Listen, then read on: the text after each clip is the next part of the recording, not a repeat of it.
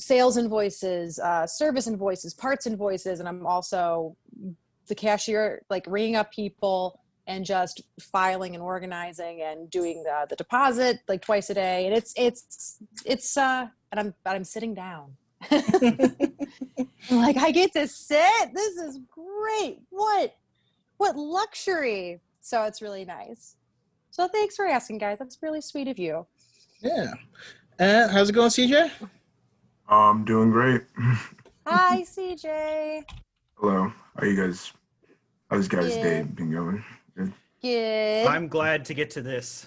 Work was Me nothing but too. boring. Yeah. Yeah, not very exciting at my new job too. Yeah, it's just kind of like, okay. I spent yesterday reviewing all the fight scenes in question instead of working. So don't tell me. I know. I saw Brandon sent over the list we're gonna do, and I was like, oh, okay. So this is like, because I'm seeing like stuff that I picked and stuff that everyone else picked. I'm like, oh, ooh, hang on, I'm gonna bring the list. I'm up surprised too. how the averages turned out, honestly, especially a few of the ones that landed near the bottom. I was shocked. Yeah. Same, but yeah. basically, what I did is I took everyone, and if the fight was mentioned, I gave it 10 points, and then I started out with everyone with an additional 10 if it was your number 1, and then 9, 8, all the way down. Okay. So I could add them all up and kind of come with a list. So it's probably not the most accurate way, but it's good enough for me. So yeah, it's good enough. Yeah. Okay. Oh wait, this is the solo one. This is the week before. Hang on a second. Where? There you are. I'm so sad I missed the solo one. That movie's so underrated. It's so fun. Yeah, I know, right? Fun. Also, me and Alex Brandon are like besties now. That's was like, I love my God, she's so cool. And so this has just been so great to me. Also, by the way, guys, I'm Mary Lou. Very nice to meet the both of you. CJ and Justin, very nice to meet you guys. I go by _Justin on almost everything, so including TikTok. Okay. There you go. That's easy to remember. Mm-hmm. Perfect. So I started recording real quick. I want to go through everyone and hit you real quick, and I want to get your thoughts on Mandalorian Season 2 trailer that dropped. And then also, just FYI, kind of the way I do it, and I've never actually explained this before, but on my screen, I kind of go in a circle. So like CJ, you would go first, Marilee would be second, and Justin, you would be third. I'm always fourth. And just whoever you are, you'll always come after the same person before. I just start in a different place. In case you guys ever were curious about that. But yeah, real quick, your guys' thoughts on the Mandalorian. The trailer looks very exciting. As again, it's like the previous trailer. It doesn't show a lot that much. It shows like little bits and pieces, like, you know, the person in the hooded figure, you know, it could be Sabine Wren. And we also get to see maybe it's Ilum, the planet Ilum, who knows? It looks like it, of course. And yeah, seeing a lot of bits and pieces of, but it looks really exciting. I'm kind of excited. Yeah, definitely. Marilu? Oh, I watched it once, and that's all I'm going to do. I'm like, nope, we're not going to do any analysis nonsense. No, I am, every time those trailers come up, then 10 minutes later, what are the top 10 things you missed? And I'm like, no, stop taking away the mystery. Although, I mean, those are never really all that accurate anyway. But it looks really cool. I love how mysterious it looks. It seems like, ooh, that like weird boxing, like the guys fighting in the ring. What is that? Oh, what is this? I love weird shit so much. So I'm like, what is that? Yeah, like this weird MMA fighting looks really cool. I really hope that we keep characters we know aside from the characters that we met in season 1. I really hope we keep characters that the fandom knows to an utmost minimum. Personally, I know we're getting Ahsoka. That's great. I just want that. And I don't want every episode to be, you know, look who's here. Okay. Like, what does this add to the story? But it'll be cool. And I really hope, has it been confirmed that it's Boba? I don't know. Has not been. Okay, I heard hope rumors. I hope it's Cad Bane. And then Oh my that's goodness, it. you have no idea how much I would lose it if it's Cad. I love Cad Bane. Me and my wife. My wife is like, she refuses to admit that he dies in that cut episode. She's like, Yeah. no, he's alive somewhere. Yeah, no, my husband would leave me for Cad Bane, and I'd be like, just go, like, whatever. Like, he's like, he's my favorite. I'm like, he's the best. So very exciting. I'm very looking forward to it. Yeah. Justin, your thoughts? So yeah, it was very exciting. It's kind of the perfect teaser. It didn't show us too much, got us hyped, and it's more of the same, but it's definitely escalating, and that's something I love. Especially, it's showing a lot of lived-in places, like that dock they were at, and there were Quarrens there, which I thought was cool. Yeah, I'm of the opinion that we need to see some of those more humanoid races with weird features more. I want more of those. I want more of those to be main characters, but that's a soapbox I won't get on tonight. But yeah, and other cool like in-universe things like the fighting ring you mentioned. It's just and then just the cinematic goodness of like Baby Yoda hiding, and then that cuts off the audience, and you can only hear the fight that happens. It's just it's going to be more goodness. I am not worried in the slightest, except maybe what Mary Lou mentioned. The star power maybe of all these guest stars. Though Dave Filoni has never been shy about putting his OCs in. And that's something I put in a chat somewhere. I was like, Dave Filoni directed Clone Wars only so he could put his OCs in canon, and you can't change my mind. Yeah. And Rebels was his Clone Wars reclamation project. But yeah, I mean, I'm on board as well. I think it did exactly what it needed to do, because if you have something that people are going to watch, then don't give it all away. You know what I mean? Like, I remember watching the Batman vs Superman trailer, and I was like, oh, that's the movie. And then I saw it, and I was like, that was the movie. Okay, cool. Versus something that people aren't going to see, then you have to give them a reason to watch it, right? That's a good way to put it. And I do like the I'm curious about the actress that we think is playing Sabine. We'll see. But yeah, same thing you guys said about the star power. It's like how in DC they put Batman in everything. I love Batman, but like you can't be the main character in every group, Yeah. They overuse him way too much. Yeah. And then I also had Mitch Castillo in the chat say that he hopes that we get to see Dathomir in it, because seeing a live action Dathomir would be really cool. So that would be exciting. That's blowing my mind right now. Sorry. We'll talk about Dathomir at some point. Yes. Tonight. That being said, we will jump, and I'm just going to clip that first part, and it's going to be a separate little video because people keep asking. And everyone did a reaction video. I tried to do one, and I accidentally streamed it, and the mic wasn't that.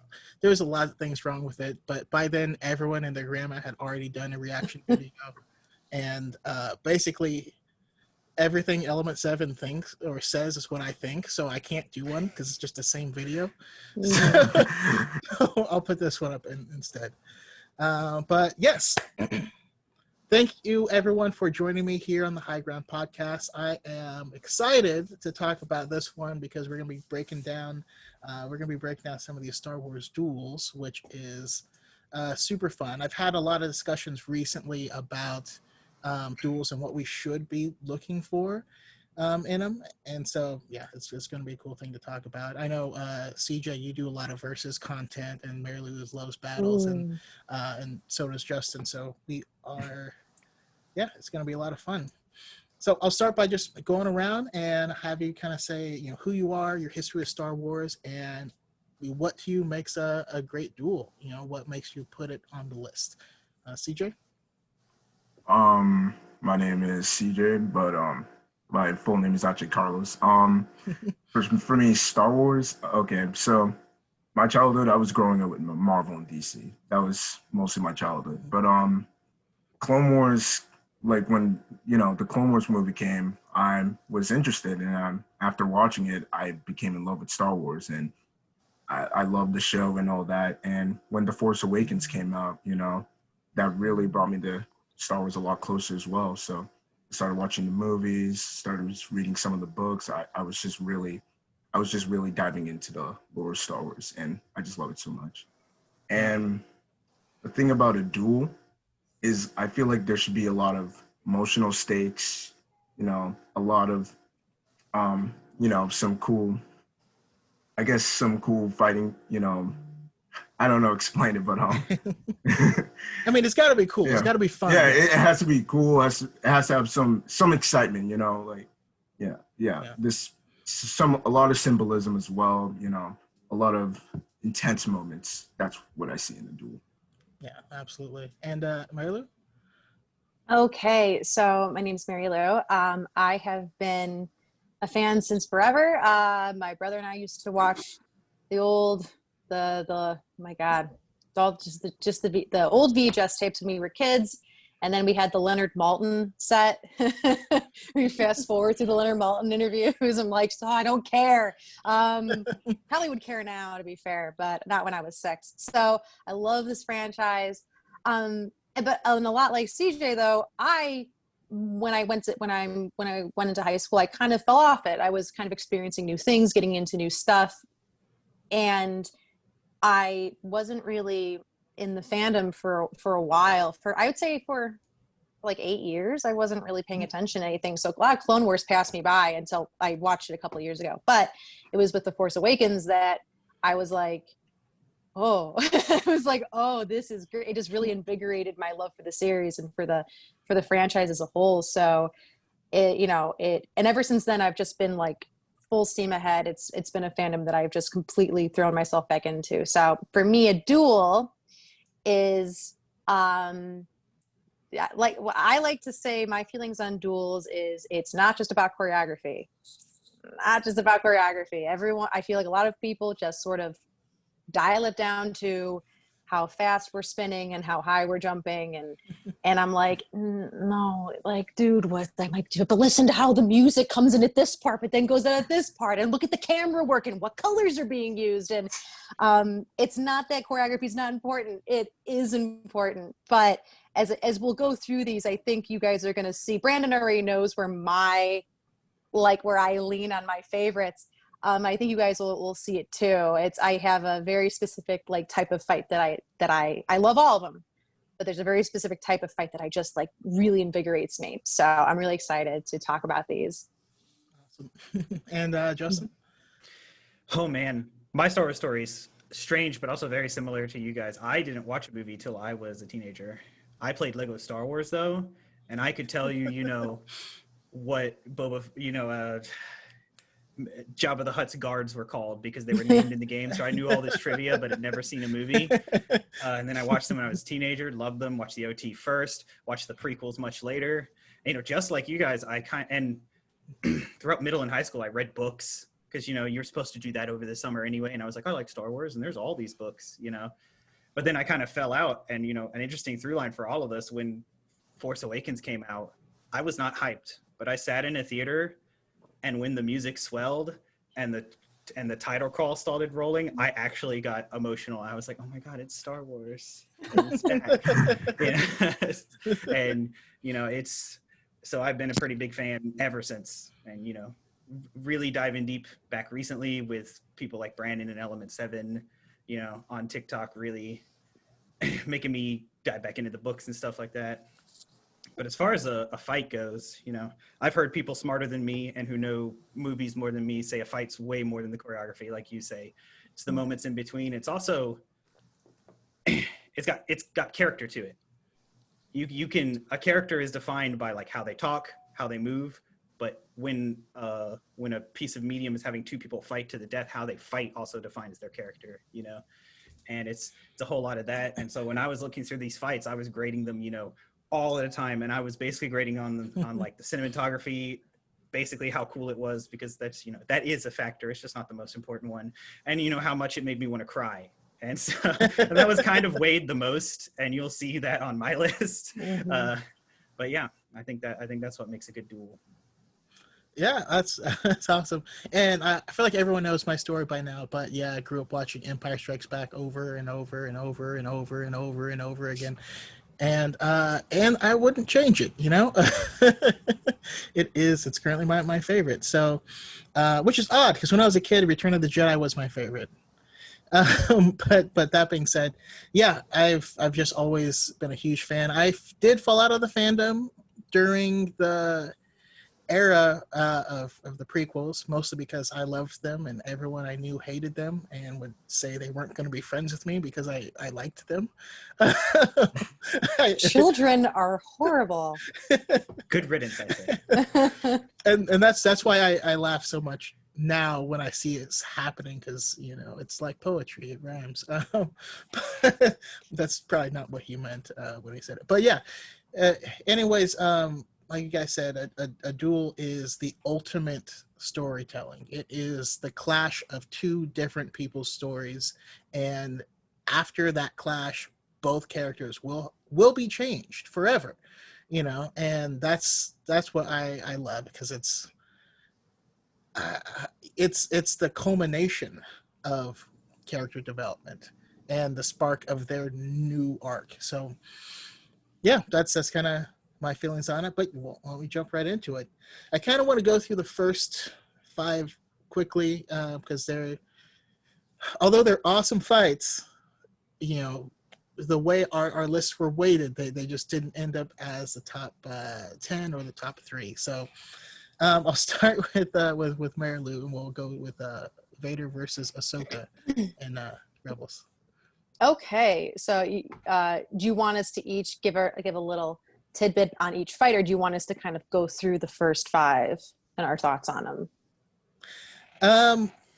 That's a much better idea. Yeah. We'll go with that. I'll talk for 4 hours about fights, but yeah, do you just kind of want us to just sort of like maybe pick one or two or whatever and talk about them? Yeah, pick a couple of the honorable mentions, and we'll go through those real quick. Okay, perfect. Okay, so for me, the one, I'll do I put Kylo on my list. I put Kylo versus Rey from The Rise of Skywalker actually pretty high on my list. I really Same. like this fight. Yeah, I really like this fight. I love the water imagery. I love how it balances out the fire imagery of the Revenge of the Sith fight, the Anakin versus Obi-Wan fight. It's just like so good. I think that there's really nothing in this fight that I dislike. I think it's very intimate. I think it's chaotic. You have this storm, you have this water and rising. I think that it is just, Brandon knows that I do ship the Reylo, so I like I like couples that stand together and fight together. I love this just the how I love how feral Rey is in the entire movie. I love feral Rey so much, and Ben just Kylo technically just kind of being like, okay, we have to fight, fine. Like, okay, I'll fight if you really want to. And I think the choreography is solid. It's great. It is. I would say best choreography. If we're going choreography, probably best choreography in the sequels. And I just love the heavy swings. I love the emotionality behind these types of fights. I love you just feel the weight of every movement, and I think it's a really good fight. Then also how this fight starts, where he like jumps down, he's like whoop, and just like pops down like a Looney Tune. I'm like, yes, I love this. This is great. So really solid fight. And I think I put the other one on my list I put was Ben versus Obi-Wan versus Vader in A New Hope. Mm-hmm. I think this fight is the classic, and I always refer to it as the prologue to lightsaber fights. It's not chapter 1. It's the prologue, and I think that it's easy to tease, but also George, had no one knew what they were doing, and they were like, I don't know. And George gave, them sticks and told them to wave them around. And all things considered, it's a pretty cool samurai fight in a hallway. You know, you got to give them credit for that. I know people who really, who like, you know, the fan made edit of the hallway fight online, and it's awesome. It's a Scene 34 beautiful or something? piece. Yeah. Yes. Scene 36, I think. 36. It's a wonderful fight, but I know people who are like, they should replace it with this, and I'm like, no, not a chance. No. Not a chance. This fight is very important, and I'll never get over how when Vader steps on his robe, it's just like, oh, I'm like, yeah, Anakin, he's not there. You're not. The Skywalker men aren't very bright. They're just not very smart, but we love them. Is he there? Did he get little? He's like, where are you? Did I shrink him? Yeah. Just this all works now? What tricks are you up to, you know, Obi-Wan? But love that. And it's just it's a classic. It's a very wonderful samurai fight. I find that it is very there's a lot of what's the word I'm looking for? There's a lot of mirroring in that with Maul and Obi-Wan's fight in Rebels. I love the simplicity. I love just how quick. Very, very cool. So, but all these fights are solid. So that's my first 5 on the first 5. All right. And how am I gonna do this? I'm just thinking because on the YouTube video, I'll pop the first 5 up on the screen. But just so you guys know, the first 5 that are in the honorable mention category, it doesn't mean we don't love these fights. It just means that when we average all 4 lists together, these ended up being in the bottom 5. But we have Vader versus Ahsoka in Rebels. We have Palpatine versus Mace Windu in Revenge of the Sith. We have Rey versus Palpatine in Rise of Skywalker. We have Kylo Ren versus Rey in The Rise of Skywalker, as well as Obi-Wan versus Vader in A New Hope.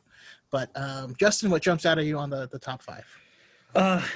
Definitely Palps versus Mace. It wasn't super high on my list, but it was quick. And, you know, it served its purpose as a scene, but it was just knowing those 2 characters as much as I do outside of the movies and the lore. Watching that fight is just so cool because we know that Mace practices Vapad, which is basically an anti-dark side form. And so watching Sidious kind of like kill 3 Jedi, but then Mace starts clashing sabers with him, and you can actually, he gets frustrated. And, you know, of course, God, I forgot his name. I feel so bad, but his performance as Palpatine is just the best. To me, the best part about Revenge of the Sith is he's like, he's like, you know, while he's fighting, and it's the hissing. Yeah, exactly, like a snake. But he's like actually getting frustrated because Mace is just there holding his own, and he has it all together. And, you know, I don't know if it was on purpose, but like, you know, Samuel L. Jackson like has these like combat breathings where he's like in between like flurries, and it's just like you could tell he has it all together. Sidious doesn't, and like Sidious is gonna lose this as you watch it. Like you just watch it escalate to Mace finally winning, and then he's on the ground, and the only reason he won was because he tricked Anakin, you know, which is how Sith work. And I like that fight a lot. Everything you said about Ben versus Vader is great. I put that decently high on my list because it was like the original, and you know it said, and it was everything a good duel has. There's clearly history, and you know, to be like a kid in the 70s that like who knew nothing, you know, we know everything about these characters, but to be a kid who knew nothing, and it's like these characters are like, you were my master, and he's like, you're only a master of evil, Darth. And apparently I heard this, it might not be true, but the choreographer, that's probably not the right word, for Princess Bride did that sword fight. Oh, Really? Yeah. I never heard that. I wouldn't be surprised. He did a lot of sword fights in time. Hollywood in that time. Yeah. So, and it's just, you know, it's simple. It's not nearly as flashy as anything else in any of the movies, but it served its narrative purpose so well. And then, you know, the moment where Ben looks and then he smiles and he stops just to let Luke watch that happen because he's just a troll through and through, I guess. Yeah. And then Vader versus Ahsoka, I honestly did not think of that one. It was not on my list. But, you know, I watched it again, and it's definitely more emotion than it is choreography and action. But I weighed that more anyway. And that one was just, I don't have a lot to say because if I'm being honest, I haven't seen Rebels yet. So you can shoot me if you want, but I haven't seen Rebels yet. I will though. I think that's all I got. All right, nice. Yeah, and just just a random fun fact about your point of Princess Bride. That's actually my birth movie. It came out the day I was born, so there's a little Good. affinity for It's it. a good movie. But yeah, let's jump to CJ. Your thoughts on that? Or honorable mentions? For me, it's probably like sorry, I'm just looking at the list. For me, it's probably Maul versus Obi-Wan. For me, like in Rebels. For me, that had a lot of emotional stake. It was Well, very. just real quick. Oh, Sorry to interrupt. We're oh, we're only looking at. Sorry, I know oh, I said first five, but I mean 15 through 11. Right, our honorable Yeah. mentions. My oh, bad. My bad. But real quick, I'll give you a second to take a look. yeah. For me, I loved. I do love Palpatine versus Mace Windu because, um, you know, it was honestly it was a big deal having a Black Jedi. I'm not gonna lie, and to actually see like, oh no, this guy kicks ass. Like, you know that was really cool. And just watching the fight because his moves are just smooth in that one. I absolutely love Vader versus Ahsoka because honestly, I actually do feel like the animated choreography holds up because you're watching, but more than that, you're watching Anakin battle his past, and I don't know. I think that's just kind of special because this is, to his knowledge, like the living person that knows him the best. Obviously, he hasn't seen Obi-Wan in all this time, but he trained her. They know their fighting styles intimately because he taught it to her. So it always just means a lot to me. And obviously, Obi-Wan Kenobi versus Vader is the classic, like you said. It's the ruler with which that we started to measure these fights. So it's always important. But yeah, CJ, the 15 Okay. through 11. Yeah. Rey versus Kylo Ren and Rise of Skywalker. That that was an eye dropper. Like the scenery was beautiful. The fighting was really good. I just thought there was just, you know, Ray was just so Ray was just very angry, while Kylo, as you see, Yeah. he's very calm, very relaxed. He was almost, you know, as you can say, you can almost like he's avoiding Ray's attacks. You know, he's trying to convince Ray to join dark side. So, you know, his main focus wasn't, trying to injure her. He was trying to, bring her. Sorry.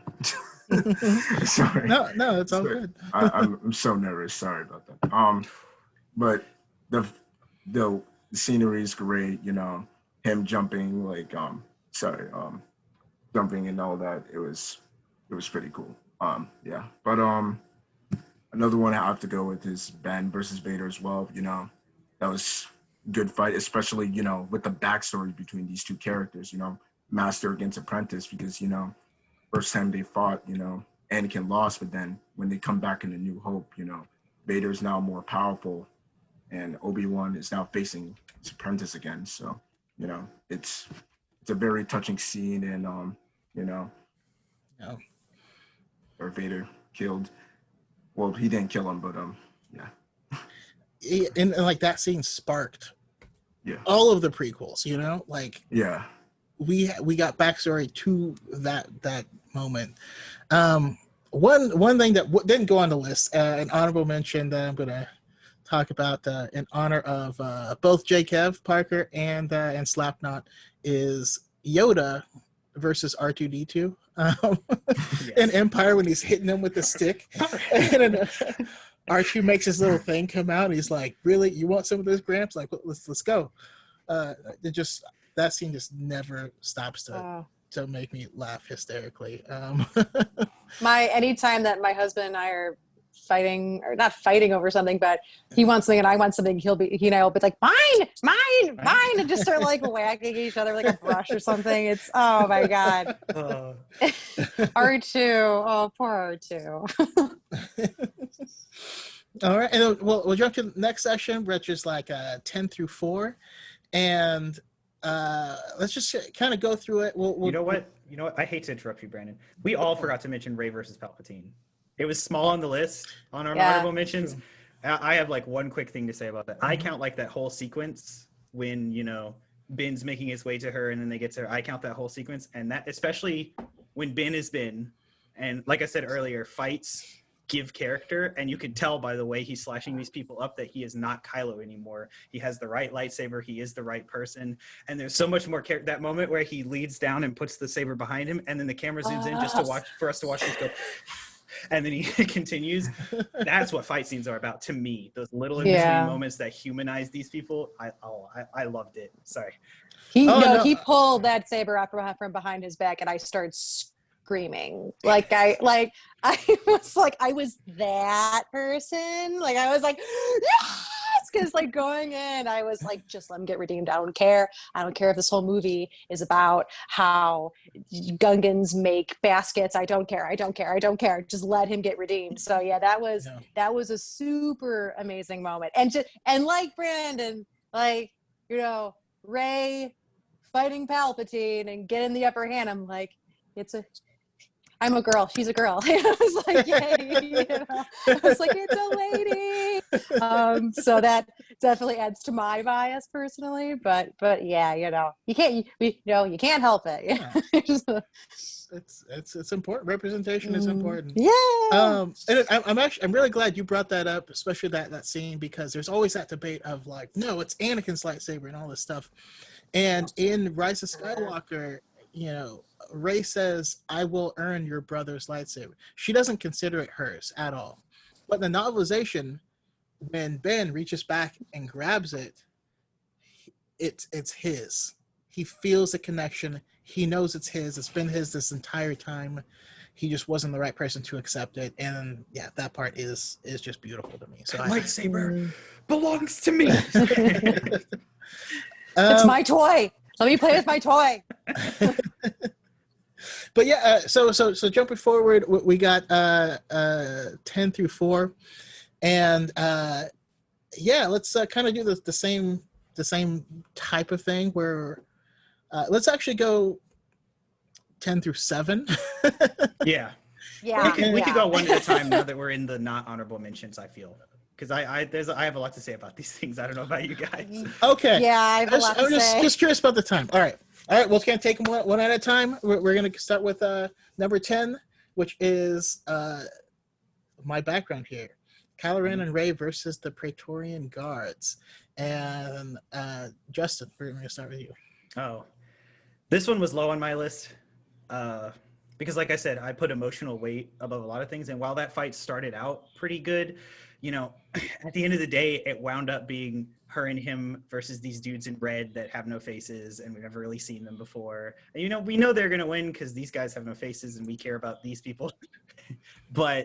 And, you know, choreographed, people have nitpicked and pointed out that, you know, could have been better. And, you know, a lot of things could have been better in Star Wars. We take Star Wars as it is. But it still had its cool moments, like when Rey dropped the saber, you know, did the hand switch, which is something media's done forever, but it was cool to watch it in Star Wars, you know? And then when she threw the lightsaber at Ben and he used it to, it's just, yeah, if Rian Johnson knows how to do a thing right, it's like frame a shot and like see film action.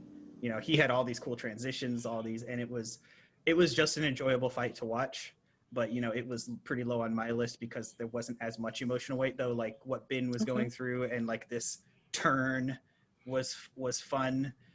You know, like I said, at the end of the day, it was them versus these guys in red that we've never seen before. Okay, that's totally fair.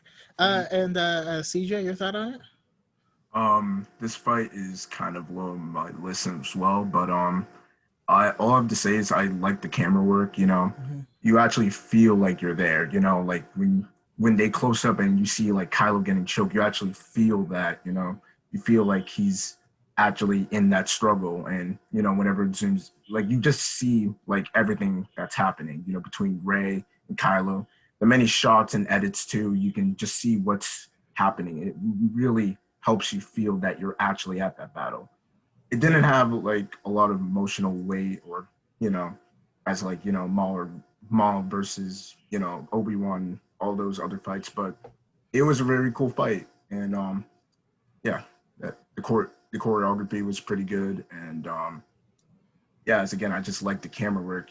It really flows well. It really flows well. I mean, I will argue that this has the best camera work of any fight in Star Wars, in my opinion. Yeah. But yeah, Mary Lou, your thoughts on it?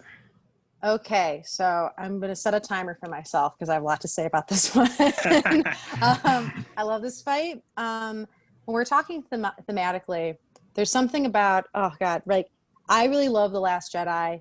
And so, okay, I'm trying to think of where, okay, so like the setting. Okay, so we walk into this throne room, and admittedly, when I first saw The Last Jedi in theaters, I remember where I was sitting. I remember everything about that experience because it started and I was like, okay, well, this is kind of like they go into the throne room. I'm like, all right, this is kind of Return of the Jedi-esque, but okay. And then he kills Snoke. And like, as someone who takes, despite what I just said about screaming about The Rise of Skywalker in the theater, I actually take theater going experiences very seriously. I'm very quiet, but they killed Snoke, and I looked at my friend and I was like, what happens now? What do you mean he's dead? What's gonna happen? And there's layers to that death and why it happens, and if that I would get into on a different topic of a podcast, but it's a wonderful death. Love that. And the thing that I love so much about this room is that the entire time, like, I think I'm the only person in the world who actually really likes Snoke as a villain. I love his role as a villain. I think he's very effective as a villain. But you have this idea of this guy, and he's like, I'm the big bad, and look at me, and aren't I bad and evil? And he's surrounded by all this red, and they kill Snoke. Rey, albeit accidentally, sets fire to this red, and it's like it's a curtain. The curtain is falling on this farce. It's a performance. Mm-hmm. It's not real. It's this big red curtain, like you're in a theater, and she literally burns the farce down. She's burning this magic show to the ground. None of this is real. And I thought, oh, that was just so cool. And it's very telling that when it was surrounding them, when everything is over, it's windows. They're both seeing clearly now. They're seeing the truth. They're seeing what they have to do. And it's very different things, or at least they think they do, all things considered. I think that imagery and that symbolism is perfection. People are like, you're thinking too hard about this. I'm like, you're not watching the movie. Sorry, you're not. So love that. And yes, in terms of the choreography, okay, so here's what I'm gonna say about the choreography. People give the choreography shit, and there are mistakes. Absolutely, there are mistakes. However, I think that Daisy and Adam are amazing. I think that their choreography and their execution is great. I think the Red Guards were a bit lacking, but I'm not going to sit here and I'm like, can you see? Like, can you even see what you're doing? I'm not going to fault them at all. It was a lot of spinning and a lot of and that's fine. That's fine. I think that Daisy and Adam really delivered on this fight, though, and the camera work is just the part that always gets me is when Kylo, I forget what point it is in the fight, but he like has his saber and one of the guys swings at him and he like goes back, and it legitimately, like, that does not look acted. It does not look choreographed. It legitimately looks like Adam Driver forgot where he was, and they're like, fring, and he's like, oh shit, and he like almost slips, and he like drops his saber and falls back, and the way when the camera pulls back from him, and then he sees he's doing his feral thing that I love with the saber out, and then he sees Rey get hurt, and then it's his eyes get wide, the camera pulls out, then it pushes back in, and then he just starts swinging. It is phenomenally filmed and acted, and there's a lot of, it just hits every point for me. I think there's a lot of emotionality. I love the team up. I love the because that's my dynamic. I love like power couples, like we like just light and darkness just going, like teaming up together. It's awesome. And thematically, setting wise, action, music, camera work, it just hits every spot for me, and it's a great fight. So Yes, No. I'm done. Okay. And for me, I'm more on Mary Lou's side. I love this fight. I really do. I understand the point that these are kind of like faceless foes, so they aren't part of the story development. However, between Adam Driver and Daisy Ridley and their characters, we see them like both glance at each other, understand what's happening, and then perfect unison start fighting together. And it was their connection that was the growth. And both of them at this point are certain that the other person's going to join them. They're absolutely certain. And that's the thing I love about this fight. Like they are, we finally get them on the same side. And then again, it's criminally underrated because people have broken things down in slow motion to show mistakes. But as far as weak choreography, I think it actually does pretty well. There are some other items like watching the other Jedi Masters die to Palpatine, or the way Anakin gets his arm cut off, where he just stops and goes like this, or Yeah. or even Vader and Return of the Jedi, he just kind of leans on the rail at the end. You know what I mean? Like there's parts where that's not the point. The point is what is the story telling? I don't care if that guy is spinning unnecessarily. What's the story? But anyways, moving forward, next one we got Sidious versus Maul and Savage, and oh man, I do love this fight. Started with Justin, so CJ. Oh, this fight was very, very exciting. Maul's my favorite Sith, so that's why I love this battle. But I mean, this duel. But this is one of the few times, by the way, like we've seen, Palpatine pick up a lightsaber and duel, because that's not usually how he goes. But this duel was just so amazing. It was choreographed very well. The camera as well was just really good. But I it's it just really shows like how powerful he is with his dueling, and it he and how he was able to divide and conquer, take down Savage, play with him a little, because he knew how to take him down. Savage only depended on most of his brute strength. He didn't really know any, I guess, fighting. He didn't know a lot more fighting technique or skill. But I love how Palpatine just toyed with him and just took advantage, and then just kills him right in front of Maul, just smiling and looking at him. It's just like, it's he's just so cunningly evil. And then then we have this like brief scene, Maul and Savage having a moment together, and it was kind of sad. His brother died right in front of him, and then we have an intense moment between Maul and Palpatine, and then at the end, Palpatine beats him, and then yeah, that fight was insane. It's so good. It's one of my favorites in the Clone Wars series. But yeah, definitely same. It's feral is another. I mean, I feel like we're gonna use this word a lot, but Mary Lou, your thoughts on this one?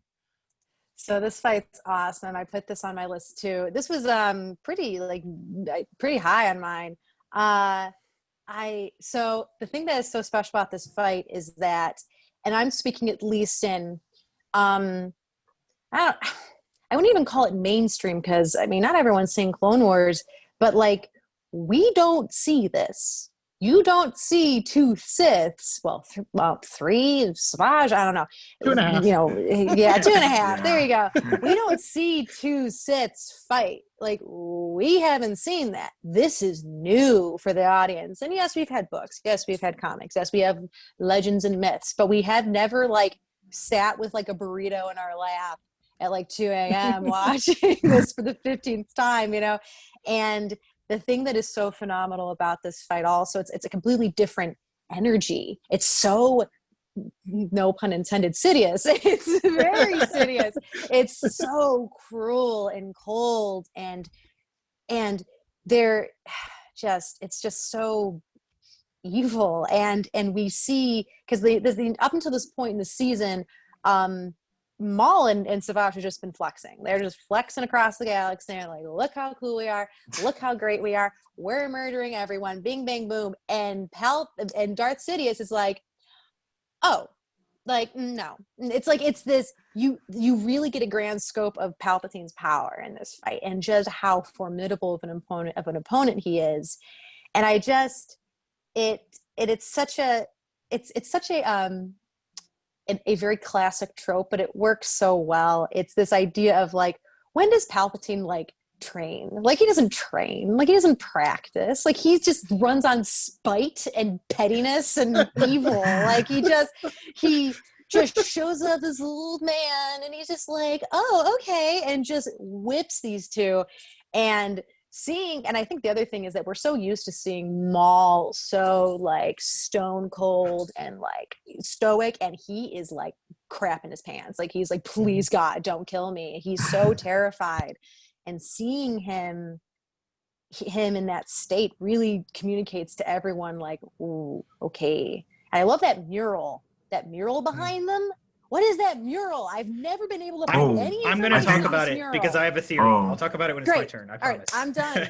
Go, Justin. All right, just this fight was great thematically, and I think back to like teenage me watching Clone Wars. Who like teenage me wasn't as impressed with Clone Wars because teenage me was kind of stuck up and stupid. But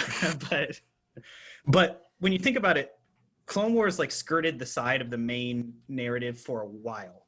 It's always on the sidelines. It's always. And I don't know, teenage me was wondering, when is something major gonna happen? And then you wait, like, I forgot what season this was, 5 or 6. And like you said, Maul's been lottie-dotting around, being evil, and Sidious is like, oh, you think you can be cute like that? Well, let me show you, you know? Mm-hmm. And he shows up and just hands both of their butts to them on a platter. And it's very, and like I said, very true to his character, every motion that Sidious makes. You know, I love everything about how his hilts look. I am a huge proponent of people's hilts. I really like looking at people's hilts and be like, oh, that was so cool. But his are like basic, but still like have a little bit of flair. And then they're always up his sleeves apparently, because he's just like, and it's very Sidious that when he does that, you know. And then he, you know, torpedo spins, which is like seems so dumb, but when he does it in that fight, it looks so cool. And you know, I rewatched with my wife, and when I saw that mural, I was like, why do those people have big stupid heads? And then I realized it's political propaganda. It's a mural of the Jedi versus the Mandalorians, and the Jedi look stupid. They look like big caricatures of themselves, and then the Mandalorians look stoic with their helmets. Yeah, I was. That's my theory, at least. Yeah. I love that. That blew my mind when I was like, they didn't have to put that there. This scene is not about that. But Dave Filoni's a huge Star Wars nerd, and he knows how things go. That's interesting. And hopefully we'll be getting a little bit more background on that in The Mandalorian, because that was mentioned, you know, a group of ancient warriors that are enemies. We're going to go find them. But yeah, just like you guys said, his fighting style in this fight was unlike anything we've ever seen. You know what I mean? Yeah. And you know, he's like just tearing up the ground and all this stuff. Like he doesn't care, because the reason we never saw him fight before or train before is because he kills everyone who has ever seen it. No one's ever seen it and lived. That's the thing. But for me, and you guys mentioned all the great parts of this fight, so I'll just bookend it literally. What they say at the beginning and the end, my two favorite parts of this fight. We've had Maul referred to as Sisyphus from Greek mythology, where he pushes a boulder to the top of a hill, only for it to roll back down. He has to do that over and over again. And he's like, Master, look at what I've built for you, you know? And Palpatine's like, oh, you've become a rival, and just starts tearing him up. And then at the very end, he's like, mercy, please show me mercy. And Palpatine looks and kind of smiles and goes, there is no mercy. Ooh, That scene was so cruel. it's a cold man right there. Shoot. Something I neglected to mention, like those moments would have hit way harder for me if the voice actor had stuck. I think he died, which is so bad, but like Tim Curry did his best, but you can tell when like Sidious changed voice actors, it just was not the same. It was Tim Curry before? Because I know Tim Curry that... after. It was Tim Curry after. And he did his best, but you could tell like in the later seasons, Sidious just wasn't quite there. And then, all right, so next one we got, and I was actually kind of surprised it was 8 because I loved this fight, but personally. But we have Luke versus Kylo Ren, and Mary Lou, I believe This you're was up my first. number one. Ooh. All right. So this was not on my list. I thought about putting it on my list, but I was trying to pick That's why one it's low. I was trying to pick one per movie. I was like, I only have one per movie. Yeah, so I was like, oh, should I put it on? And I was like, oh, this is great because I was like, maybe someone else will put it on and we can talk about it. So, this fight's great. This is another like very samurai, on the salt field, and it is just the way that, and I remember thinking something was wrong. Like I was like watching it in the theater and I'm like, who cut Luke's hair? Like, why is his beard darker? Like, why does he look younger? Why does he kind of look how we all remember him or how his friends and family visualize him? It really is this, he is just, how to describe it. It is about the legend of Luke Skywalker, because it does not matter that Luke's not there. All those people in the First Order ships that witnessed a bunch of shots go at this man and have him do nothing but brush it off are going to go back to their base. And Kylo's going to be like, no one say anything about what happened. And they're going to go, okay, Supreme Leader. Oh my God, I'm going to call Dave. Like, you got to believe this shit. Holy crap. Like, he's like, they're all going to go back to their base and they're going to tell this story. And then they're going to tell this story. And then that's how legends are born. And I thought that Rian Johnson, I love Rian Johnson. And I think that this really also was a very knowing poke at the fandom. Like, oh, you want powerful Luke Skywalker? Okay, I'll give you big legendsy, Luke Skywalker. I'll give you big overpowered Superman Luke Skywalker. But it's not going to be exactly, but it's pretend. It's not real because no one could ever be this powerful. I thought that was very, very funny. Apparently I was the only one who thought that was funny, according to the internet. But it, and him lifting his feet and him not leaving footprints. And so like the clues are there, you see it. And Kylo's rage and his hubris and his everything, all of his anger towards his uncle pouring out of him. I have this, oh God, I want to push myself into a locker, trust me. I have this thing where it's like, with Kylo Ren, it's like, I call it the theory of 3 fathers. And it's like, Kylo Ren has had 3 fathers in his life, and they've all let him down in some way. The reason why he idolizes Darth Vader is because Darth Vader is the only father who never let him down, so he holds him up on a pedestal. Okay, I'm done. But so you have Snoke, Han, and Luke, and they all have very different crimes against him. And for Luke, it was betrayal. Luke betrayed him. Whether or not it was a fleeting thought, it's betrayal. And so you have this, and just this anger that he has, that, yes, I'm sitting in the theater like, well, yeah, like, yeah, man, I kind of get it. I kind of get why you're upset. And Luke kind of understanding that saying sorry isn't going to fix anything. They just kind of have to have it out or let him get his rage out. It's very important, by the way, that Kylo doesn't kill Luke. He kills Han, he kills Snoke, he doesn't kill Luke, and it's very thematically important. And I think this fight, again, Rian Johnson's camera work, phenomenal here. And it's a great duel. It's wonderful thematically. Very good. Yeah. And Justin? Oh yeah. Just like everything Mary Lou said, it's so good thematically, and just all the echoes that I never noticed the first time through. That was just like, it was Return of the Jedi and Revenge of the Sith all over again, because he said, I failed you, I'm sorry. And this again was Luke coming to the end of an arc and choosing to be a Jedi instead of choosing to do the wrong thing. He chooses to do the right thing, even if it means sacrificing himself, even if it means pouring all of himself out to save others. He chooses to be a Jedi at the end of the day. And in the most cool way. I know somebody put it like Luke trolling the First Order like a trickster god is the most Luke Skywalker thing. You know, and just like she's the camera work, every, you know, when he like dodges the saber and the camera comes with him, it's like we've never seen that in Star Wars before. When you think about it, like Rian Johnson just flexed. They gave him a Star Wars movie and only one, and he was like, well, I'm gonna make it good then. You know, and he made slow-mo work. Yeah. Yeah, he didn't do like the Zack Snyder thing. Like, he made it work. And there just were not a lot of words exchanged, but every single one of them mattered. I loved everything out of Luke's mouth in that fight.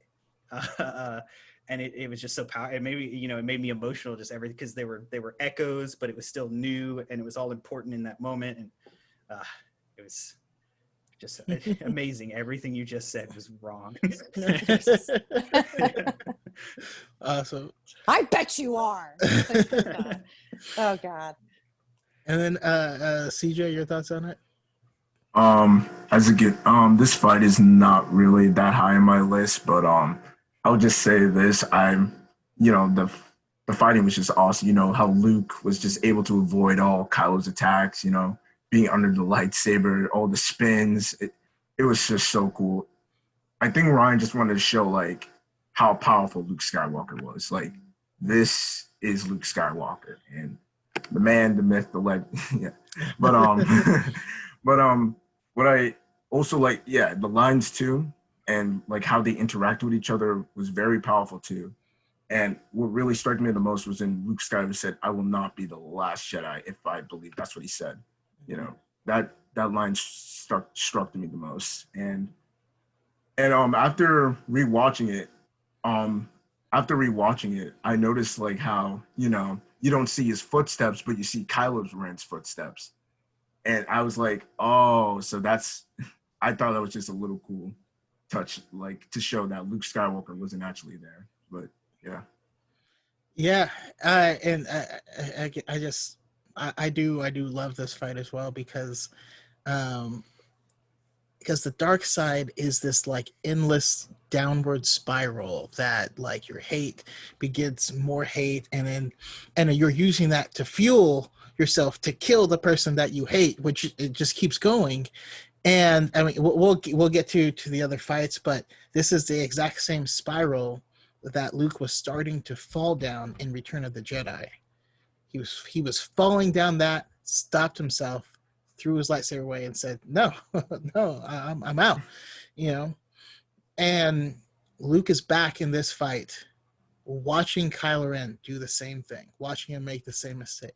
If Kylo Ren was in the right frame of mind, he would have known that Luke wasn't there. He would have seen the footprints. He would have noticed that he's using the same lightsaber that was just destroyed like a few minutes ago. You know, and also on him using that lightsaber, I thought that was really cool, because that's what Rey handed to him, saying, "Rejoin this fight." And when he did, that's what he used. I don't know, that was special to me as well. And overall, when he said, you know, I failed you, you know, well, first Kylo Ren comes down and he's like, "Are you here to save my soul?" And Luke's like, "Nah, dog."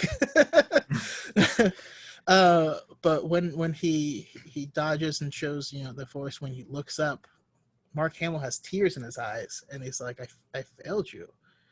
And it was just touching. It was a beautiful continuation of both of their stories, because you have Luke doing the very thing that he did when he was fighting Vader, of stopping, not going down that endless cycle, right, of choosing pacifism.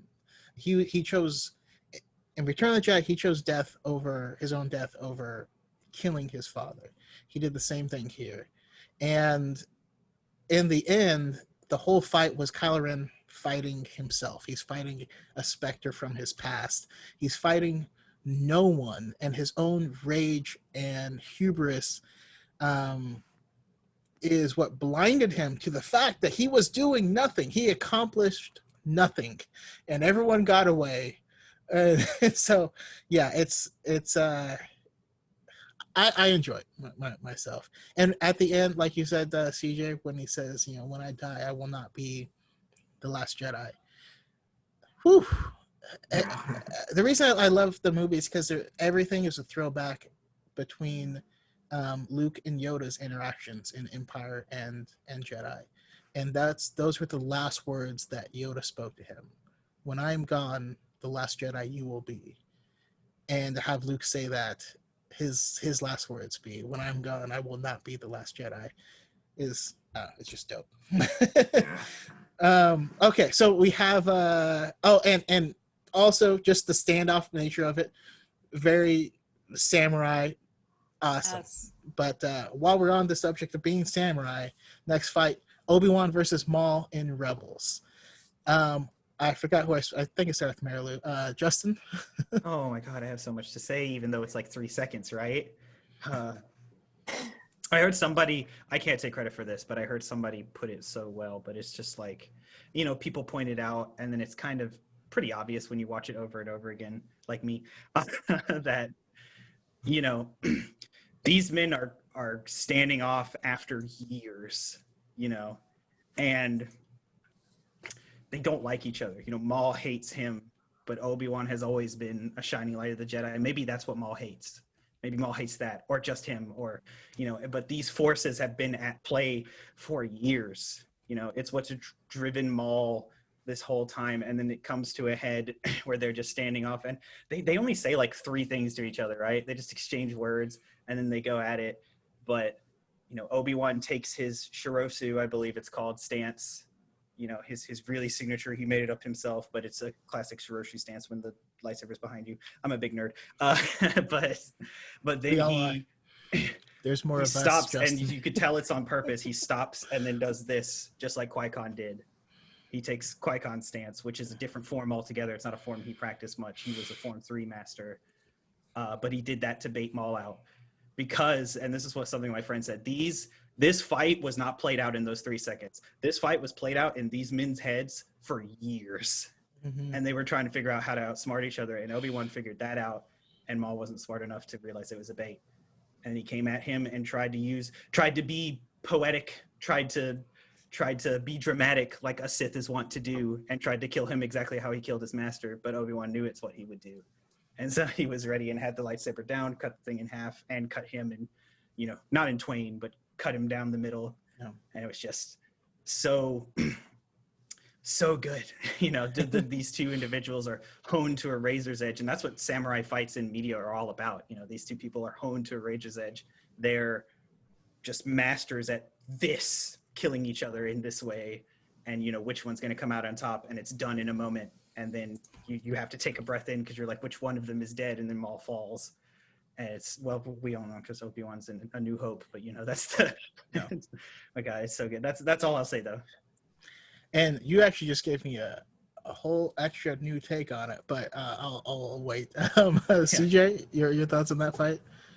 That fight was very emotional. Like, I feel like a lot of fans were disappointed that it was a lot longer, but I think they missed the point out that, we already seen that. We've seen it in Phantom Menace. We've seen the 2 times in the Clone Wars. And, it's just this whole emotional journey that it's now the end of this, feud in Star Wars. It's the end of the conflict between these two. And I also like to point out that I think it was a lot easier for Obi-Wan to beat Maul because Maul was doing the same thing. Obi-Wan faced him so many times, that he just knew what Maul was going to do. So, as Justin pointed out, like it was easy for him to bait him, and that Maul just didn't change anything.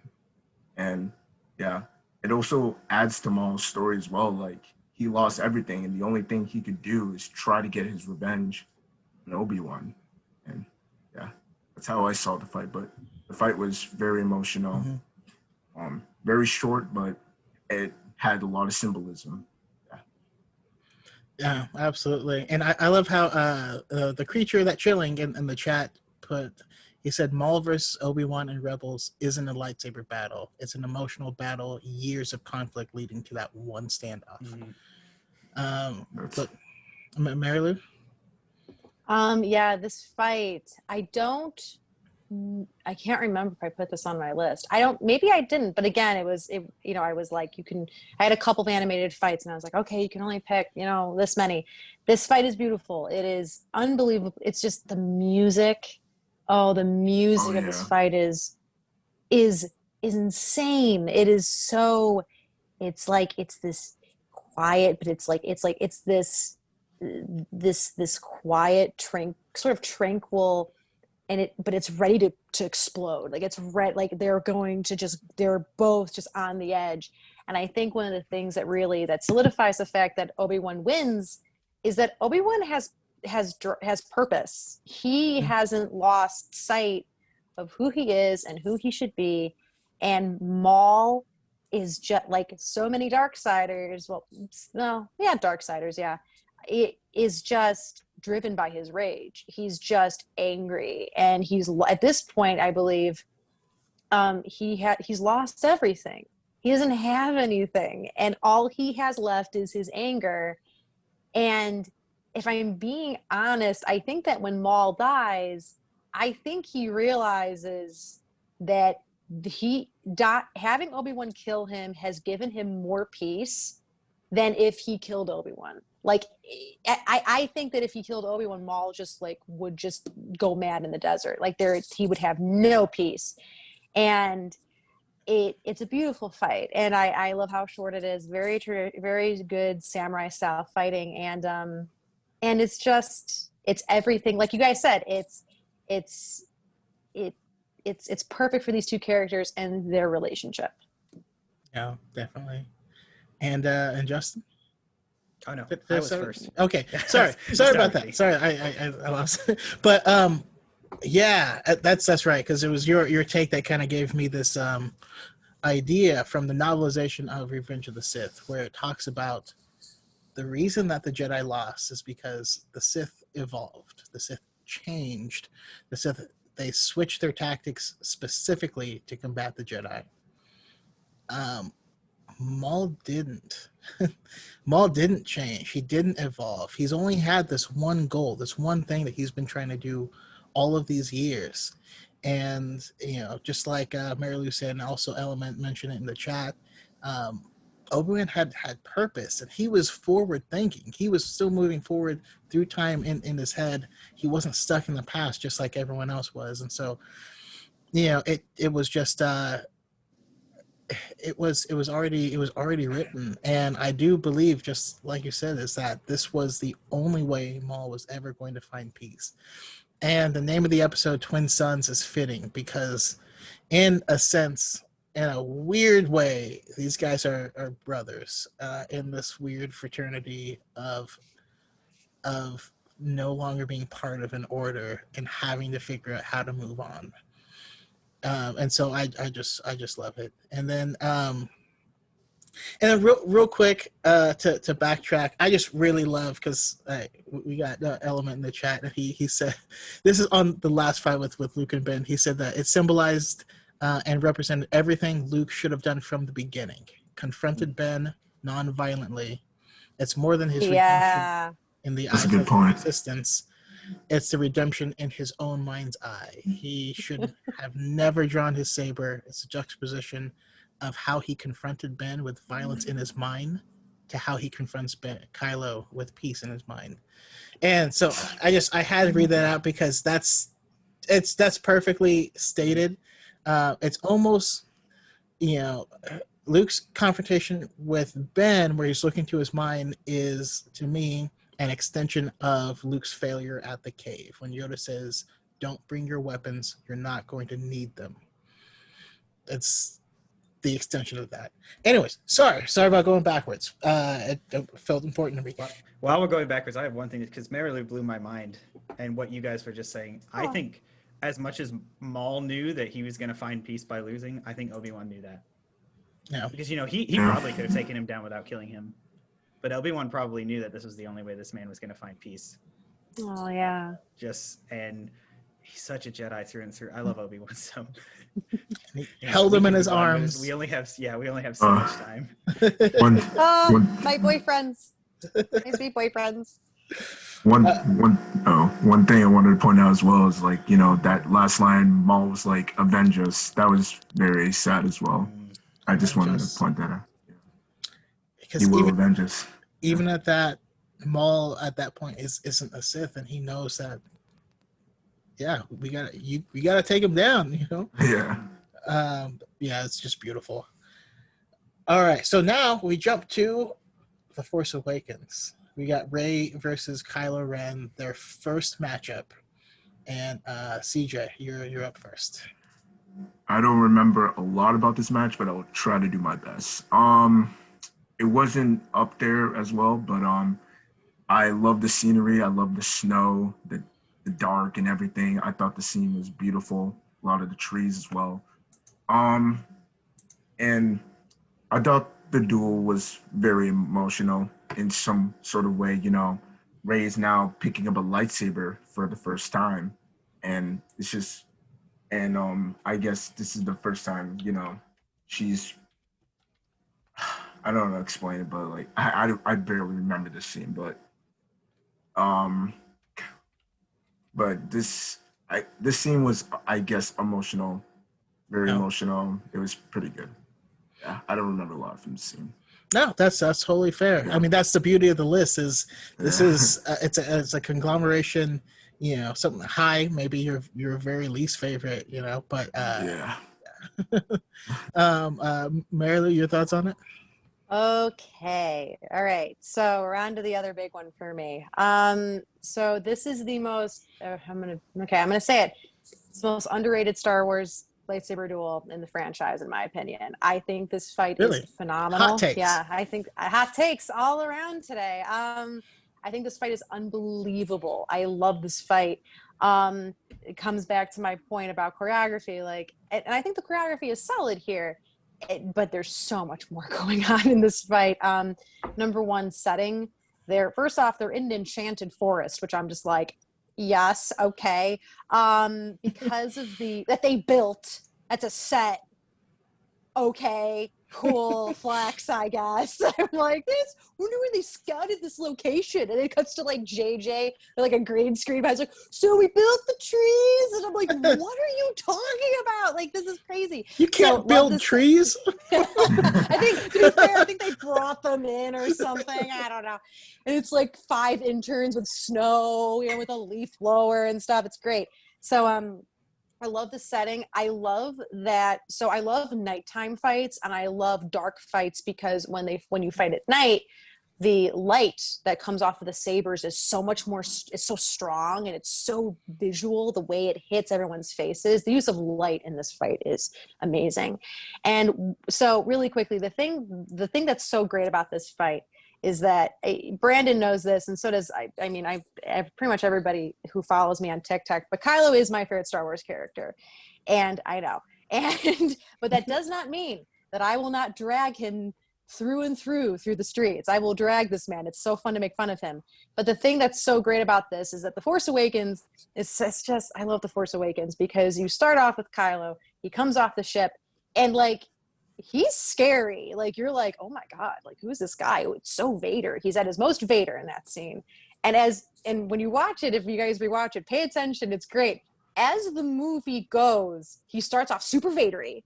And then as the movie goes, bit by bit, that facade is chipped. Yeah, I made a graph once, Justin, that showed like every time that facade is chipped away until all you have is a little boy in the snow stomping his feet going, that's mine, and you can't have it, and it's my toy, and don't play with it. And it's just, he's a little brat, and it's amazing. So you have this, he's just having a temper tantrum, and Rey and him fighting, the colors the black cloak against the white snow is amazing. Rey's white or off-white outfit against the dark bark is amazing.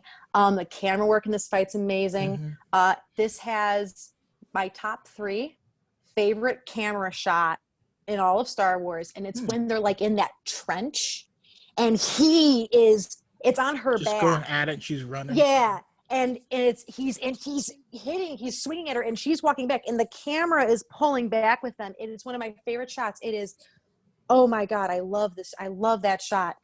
And the fight of the way when they're clashing, and the light is on their faces, and the way that one of the things I love is when the sabers are clashing and they're sparking, and the way that she's looking away because she doesn't want to look into her destiny. She doesn't want to look at the light of the saber. She doesn't want to look at her role in the story, and the way that Kylo does not look away. Like, he's like looking at her like, no, like, because he sees her, but she can't face who she is and her role in the story yet.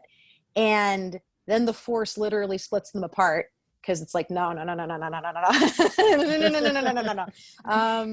It's a beautiful fight, and I think this fight gets so much shit, and I'm like, okay, fine. Everyone has their preference, but it's a beautiful fight. I adore this fight. It's great. Yeah. And Justin? When I watched this again yesterday, I had kind of like pushed, because Force Awakens was a while ago for me. I watched it when it came out. But like rewatching it all in order, it's my favorite in the sequels. I think it's really good. I love how the sequels, you kind of addressed this, how like it's weighty and different, and it's just also like when lightsabers clashed in the prequels and the OG trilogy, it was like toof, toof, toof, and then but in the sequels it's there's like noise, and it's like they rebound off each other, and it's so visceral. It's really cool, and they like cranked that up in this fight, and just thematically I really like how it was showing us the tail end of Ben's character in this movie, because he has made a bunch of choices, and just prior to this had made a choice to continue down a dark path, and Rey is ascending up a light path. And then we are shown in this moment when they clash that light will always be dark because of things, because of the choices Ben made. He's injured, he's weak, and he can't beat Rey, even though, nobody's trained her. But she's, she knows how to fight somewhat, but she's still hesitant, like you said. But she's still winning, because light will always beat dark. And that's what Star Wars has been about always, Yeah. And it's just so, and you said that scene in the trench, you said that, and it blew my mind, because I realized they were mirroring Empire Strikes Back. When Vader and Luke are going down that hallway, and it's at Luke's back, and they're doing that to make Vader look so much bigger than Luke. We'll talk about that when we talk about that fight. But yeah, it was a mirror, and that blew my mind when you said that. That's really cool. And just the fight was cool. It's my favorite in the sequels, and yeah. No. I do love this as well. I mean, I've like you said, Mary Lou, it is underrated until I made a TikTok where I just showed the first minute of the fight, and people were like, "Oh yeah, this actually is pretty good." Like, what have you? Yeah. So it's yeah, just like you guys said, it's a culmination. It's been having felt like, I mean, so we know now that Ben has basically been steeped in darkness since birth, right? It happened really, really early on. And to me, this is just my opinion, by the way, but I think the first thing that shook his hold on the dark was him killing his father. And in the novelization, he thought it would make him stronger in the dark, but it made him weaker. And so we're watching, both of these, like you said, one is rising, the other is ascending, and it's just beautiful. Additionally, I mean, the movie made it very, very clear by showing how powerful the Wookiee bowcaster is, and then he gets shot in the stomach, which is also something I love, because Chewie could have killed him, but he couldn't have. Which is also beautiful, and so yeah, he's. And the overall downside of all dark side users, all Sith throughout all of Star Wars, is overconfidence. Their hatred and their emotion give them extra power. but it lowers their mental capacity. That's the problem. But they get this extra power, and they're like, no, this extra power is going to hammer through everything. It has been every single Sith's downfall in all of Star Wars is overconfidence and their ability. And Kylo Ren goes into this fight. He's injured. He's conflicted after killing his father. And to be fair, he's not trying to defeat her at all. But it's a great fight, and it was the first time we got to see all this stuff happen. Plus, I do love watching Rey fight because she is, like we know, undisciplined. But the cool thing that we know in Star Wars is that all Force users have been using the Force since birth. In everything, they don't know it. It's like having an extra sense or an extra limb. So she's been fighting using the Force her entire life. Doesn't matter if she's picked up a lightsaber before. She's been doing it with whatever she has. Same way Anakin has been using the Force in pod racing since he was born, and the same way Luke has been using the Force in his T-16 Skyhopper ever since he started flying and had more skill than everyone else. And so we got to see some of that aspect as well, plus her actually reaching out into it for the very first time intentionally. So that was really cool as well. Yeah, I enjoy this fight. I enjoy the movie. But yeah, moving forward to the next one. And by the way, I've completely forgotten who I started with last time. I don't remember. You started with me. You started with me. Okay. But we have, in terms of choreography, one of my favorites. Ooh. Ahsoka versus Maul. Oh, yeah. It's like, it's just dope. Marilu? All right. So Ahsoka versus Maul. This one was very interesting because I was initially, I can't remember if we knew it was gonna happen. Yeah, we knew it was gonna happen. They told us in this next week on Clone Wars or something. We knew it was they were gonna fight. And I remember being very kind of apprehensive about it. Because I was like, because for me, I usually like my characters to know each other. And, there's history, there's bad blood or whatever. And for Ahsoka and Maul, I was like, wow, no, they don't know each other. Like how are they going to make this work for me emotionally if these two characters have no clue who the other is? And if you aren't careful, your fight can just kind of be a brawl. If you're not careful enough thematically with this. And I was very pleasantly surprised to find, not surprised. I mean, I knew Filoni was going to pull it off, but it was very, very pleasant. Like I was very happy to see that this fight has a ton of emotional depth, and the choreography of this fight is just like unfucking believable. It is. I've said this before with Brandon, like personally, like while I love the prequel lightsaber style of fighting, it's not my favorite. I prefer the OT and the ST more just because, I like the weight. I like that heaviness. I like that feral energy. But I did say that the prequel fighting translates very well into animation. I think it looks amazing animated because it's easier for me to imagine this happening with animated characters than it is for live action characters. On my original list, this wasn't included, and I knew it wasn't going to be included, Brandon, because I didn't think anyone else was going to put it on, but I originally put Ventress versus Anakin from the 2003, the duel on Yavin 4 is my favorite animated fight of all time. It's probably tied with this one because it's ridiculous. They're like jumping on tree branches and like just like spinning, and it's like ridiculous, but I love that fight. And it's kind of for the same reason. This fight's ridiculous, and it's so grounded in a lot of ways. And yeah, I remember I went back once and I just watched their feet. All I did was watch their footwork, and I was like, I can't believe, like, and then maybe next time I watch, I'll just watch their hands. Like it's animated within an inch of its life. It's beautifully done. Love this fight very, very much.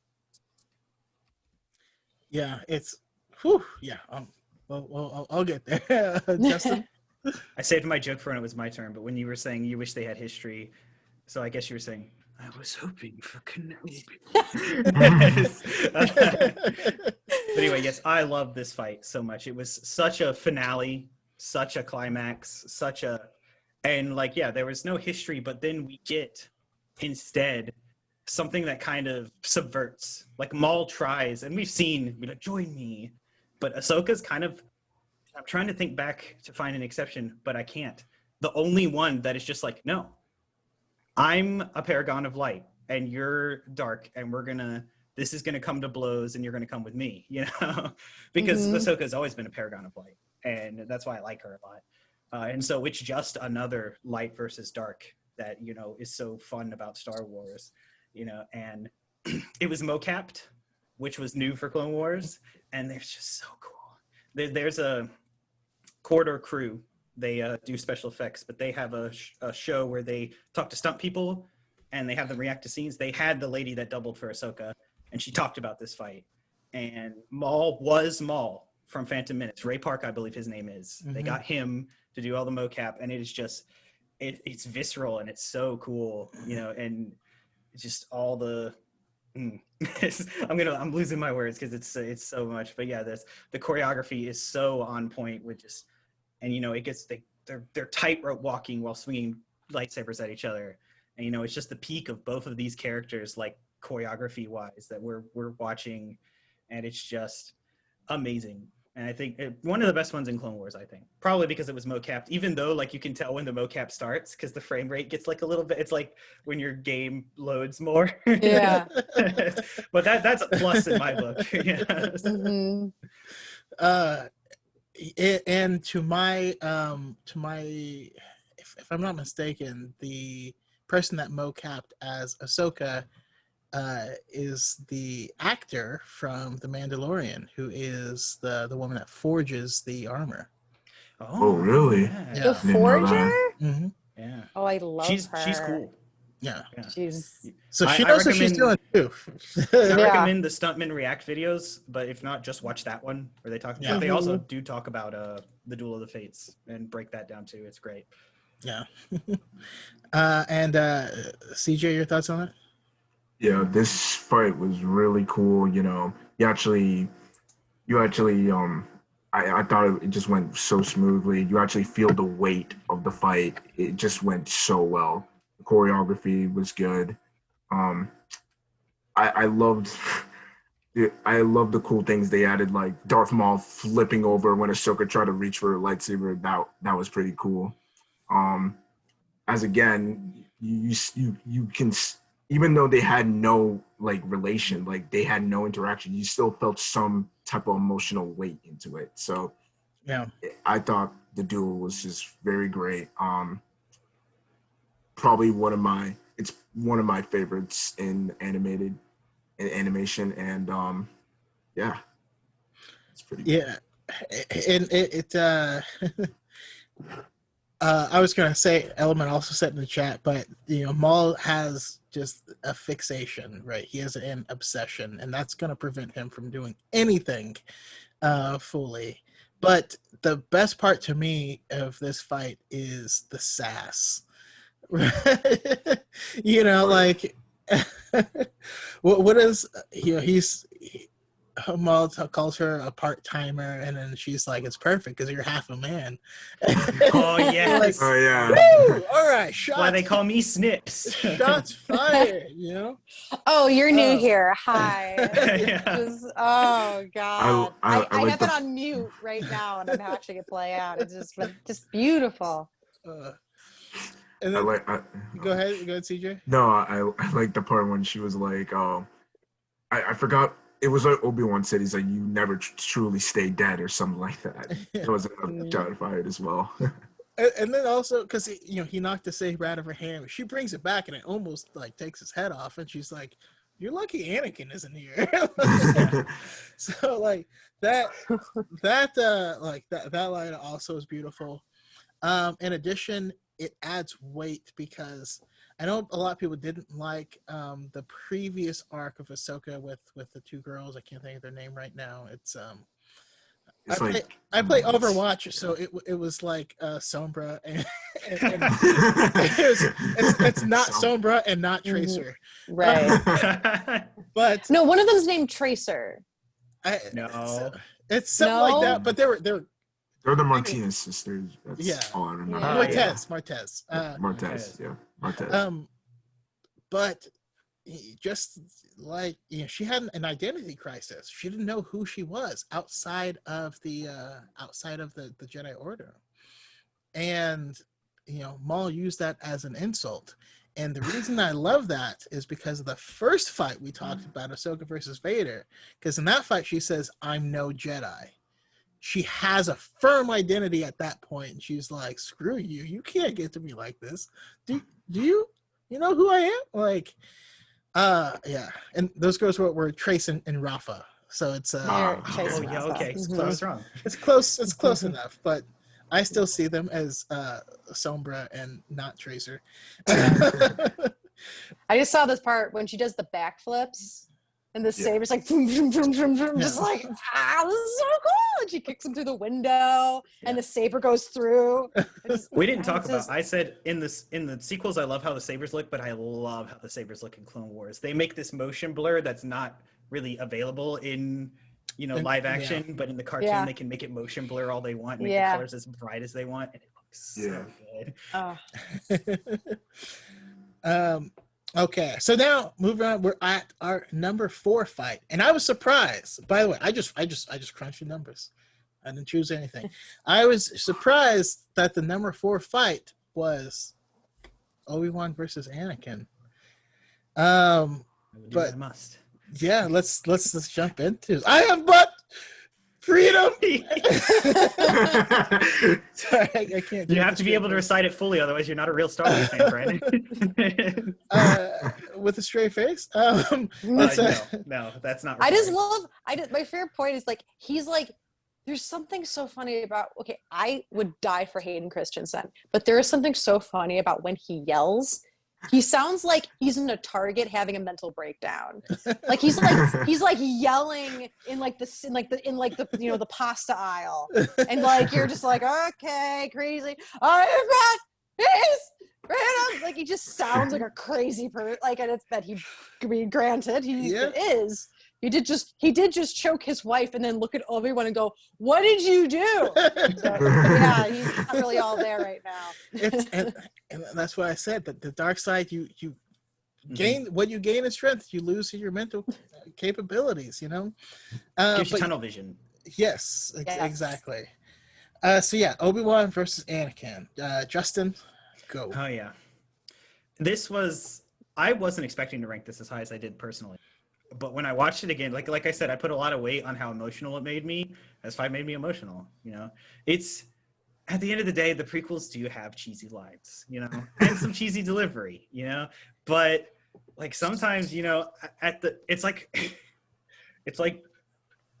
music from the Sonic franchise. I don't know if anyone's a gamer. But like, first time through, you're like, these lyrics are so dumb and cheesy. 7th time through, you're like, yeah, you're singing along. So that's just. My husband is the same exact relation. Like this, like he's like, I hate this song, and then a week later we're in the car. He's like, "Can you put on Sonic Heroes?" Like, I'm like, yeah, Sonic Heroes.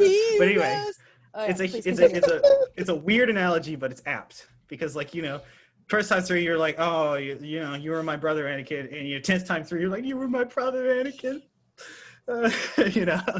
And it's just it hits different, and there's just so much. The choreography, they were flexing. They knew this was the finale. They knew this went on for 6 minutes. It was like a 6-minute fight, even long, and there were parts.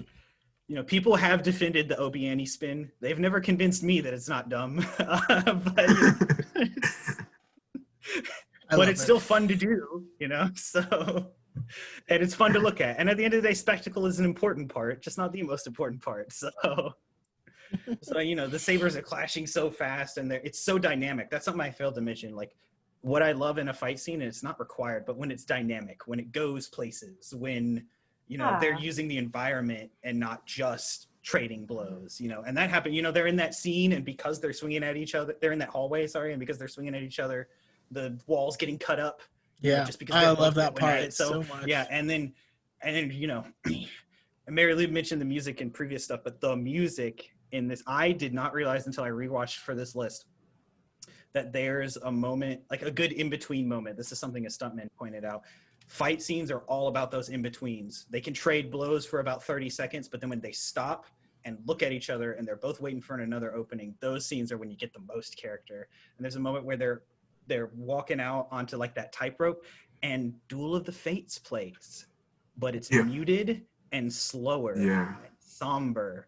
Like it's not as triumphant and cool and sweeping as Duel of the Fates, because this is an arc for Obi-Wan, and this is the end of an arc for Obi-Wan, and he is doing something he does not want to do. He's fighting someone he loves, but he's doing it because he feels like it's what he must do. But that hit me. I was like, oh, because John Williams knows how to play your heartstrings like he does those musical instruments. So, The meme that says John Williams and it's a piano on fire on the beat. It's just so accurate. But the dialogue, like I said, it grows on you and you just get emotional, especially with all the context that's added. I think everyone's seen that meme where, Ahsoka's like, tell Anakin, and then it cuts to, you were my brother, I loved you. And I'm like, so you can't not think about that every time you see it now, and I love it. I could talk a little bit more, but I think I'd be repeating myself. So, and CJ, your thoughts on this fight? I just want to take a moment to think about the scenery. The lavery pits. It looked like they were actually fighting. It was almost like the end of the world, and the scene was just beautiful, like the lava and all that. I just wanted to point that out. But the cheesy lines, they do grow on you. The choreography was pretty good, and the music, I was sick. The music was just perfectly good for this fight. Brother against brother, master against apprentice. It was just perfectly made for this duel. Everything for this duel. But this fight is pretty high on my list. It's a pretty well done fight. I just love everything about it. But I think my favorite part of the whole fight was I have the high ground. But yeah. Same.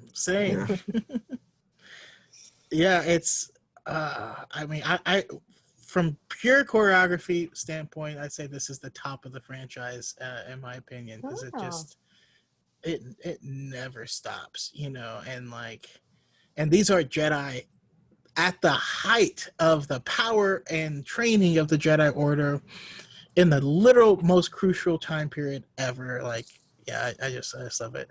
Mary Lou, your thoughts on it? Okay, so the reason this is not higher is because this was not on my list, and I'm very sorry. I really like this fight. There is, to be fair, I want to point out, there is only one lightsaber fight that I don't like, and we talked about this, Brandon. It's Grievous versus Obi-Wan. I hate that fight. I am so happy no one put it on their list because I can't be nice about that It just fight. wasn't top 15. So now you're being rude. Sorry, I'm trying. Okay, but I love this fight. It's wonderful. The imagery of this fire planet, of Anakin literally exploding, the erupting, if you will, the environmentalists and that's the thing that I feel like goes so underappreciated and underanalyzed when it comes to fights sometimes, is the environmental aesthetic. Where are you fighting? Why are you fighting here? Are you literally on a stage with a red curtain that's burning? Are you in an enchanted forest? Are you in this throne room with layers and levels? Are you, where are you? Are you in an aircraft hangar, Brandon? Like every fight in the prequels? Are you where are you in Cloud City in these dark congested hallways? It's all about setting and environmental aesthetic. The reason why this fight is not higher for me is that I don't find this fight, unfortunately, to be very intimate. I find it Justin, my apologies. Justin said he likes a dynamic fight, a fight that moves. I actually like a fight it kind of stays where it is. I like one room. There are exceptions. There are exceptions to fights that move. That I mean, Empire is one where they're moving, but it's still intimate because it's so congested and it's so claustrophobic. This fight, the classic kind of critique around this fight is it's a little video gamey for me. It's a little if they went to like 2 locations, I'd be cool. But it's like they're climbing on scaffolding and swinging, and it feels very like final boss to me. Like, okay, now we go here. Okay, now we go here. Okay, now we're gonna go here. Okay, climb up, hit triangle, hit triangle, hit triangle. Okay, now we're gonna float on the lava, and we're gonna monologue. There's a cutscene here. Okay, here's the cutscene we're gonna have. Okay, hit square. Like it feels a little too staged and a little too it's not intimate enough, but that's okay. I mean, people love this fight, and I can completely see why. The choreography is insane. It, as much as I prefer animated prequel choreography, Ewan and Hayden, I do not know. Like, this is just insane. It's beautifully done. And it really is just the top of their game. And the music is wonderful. And it's heartbreaking. It's just Anakin, when Anakin gets engulfed by the lava and Obi-Wan looks away because he can't, like, oh, it hurts. Ow, it's so good. And I also low-key always loved Palpatine is like, oh God, like has this like, and not because he cares, because he's like, I've invested so much time in this kid. No, you are not dying. I am not letting you die. Like it's like you build a car from scratch and it like sets on fire. Like, no, like I'm gonna salvage this, even if I have to put you in a crazy suit with a samurai helmet. I will salvage this. Like, it's just it's a great fight. It has, I mean, you want to talk about iconic moments? That's it. It's iconic. It's great. It's like Orochimaru and any Uchiha, if you watch Naruto. But yeah, it's I do love this fight as well. I will admit that it didn't hit as hard first time watching it in theaters because, like I said, I saw it in theaters. We didn't have the Clone Wars yet, so we didn't have Obi-Wan and Anakin's relationship. They really aren't together much at all in the prequels. If you look at just films, but once they're going out of here, once again, we have prime Jedi, and we have prime a version of different fighting styles. And I love kind of the way, Element did put it in the chat where he said it kind of plays out as an allegory where Anakin kept pushing and pushing, and Obi-Wan kept trying to keep him back and keep him in check and on the path. And that's really how it played out. I mean, if you watch a fight, Obi-Wan's in full retreat the entire fight. It doesn't mean Obi-Wan's weak. It just means he's a defensive fighter, and he was doing what he needed to do and trying to continue with it. But yeah, overall, I am a huge fan of this fight because we have these two masters at the height of their game, and they know each other better than any other people on the entire planet. So you can't pull any tricks. You can't pull any punches. You can't go easy on each other at any point, because if you go easy, you will die. But I especially love the ending. Like you were saying, CJ, I've got the high ground. Obi-Wan didn't have the high ground when he beat Maul. Obi-Wan didn't have the high ground when he beat Grievous. Obi-Wan, just like he did with Maul, he baited him into doing exactly what he wanted him to do. That's exactly how Obi-Wan operates. He's the negotiator. And I absolutely love that, because Obi-Wan would have lost the fight. He had a win condition. If I can get this win condition, then I win the fight. If it doesn't happen, I lose. But he got his win condition. And I love the cerebral nature of it. And I also love it establishing the fact that having this God tier force ability isn't just an automatic win. You know, you have to put in the work. You have to do the things. You have to know what you're doing. But yeah. All right. Top three. Top three. Woo! We're doing good on time too. We're doing pretty good. Yeah. But I'm going to talk about this next one for 3 hours. So Number 3, Duel of the Fates. Obi-Wan, Qui-Gon versus Maul. And also, I think it's fair to include the prelude up to this of Maul almost running over Anakin, popping out of nowhere, being the first the first Sith anyone has ever seen, and be like, what the hell's going on? This guy with a lightsaber shows up in the desert, and they're like, oh, we gotta go, let's go. And they just leave. Like, what was that? I don't know. Let's go home. So we can kind of include that as well, but yeah, let's go Duel of the Fates, and I believe we're on Justin. I think I started last time. CJ. Yeah. Choreography of this fight was really good. And this was the start of the conflict between Maul and Obi-Wan. You know, this started everything, you know, especially with the Clone Wars, Rebels, everything building. This is how it started, the battle between Obi-Wan and Maul. So that was very important in this Star Wars history. And also like to say is the music as well, Duel of the Fates, very Doors open. Yeah. Yeah. That was amazing. Like John Williams really had the right music for this fight, Duel of the Fates. But as again,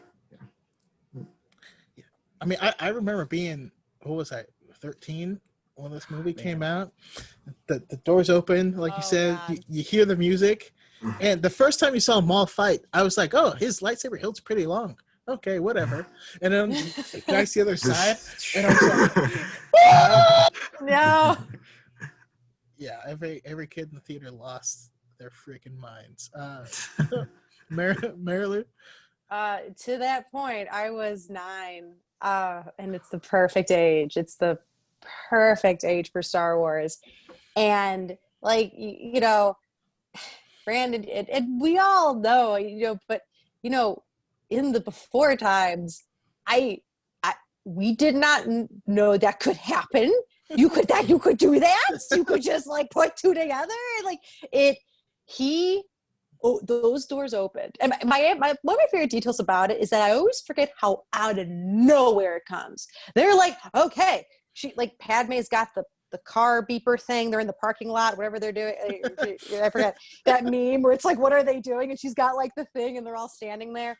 And they're running. Okay, here's the plan. Okay, and they run, and then the doors open, and there he is. It just comes. It's not telegraphed at all. It's insane.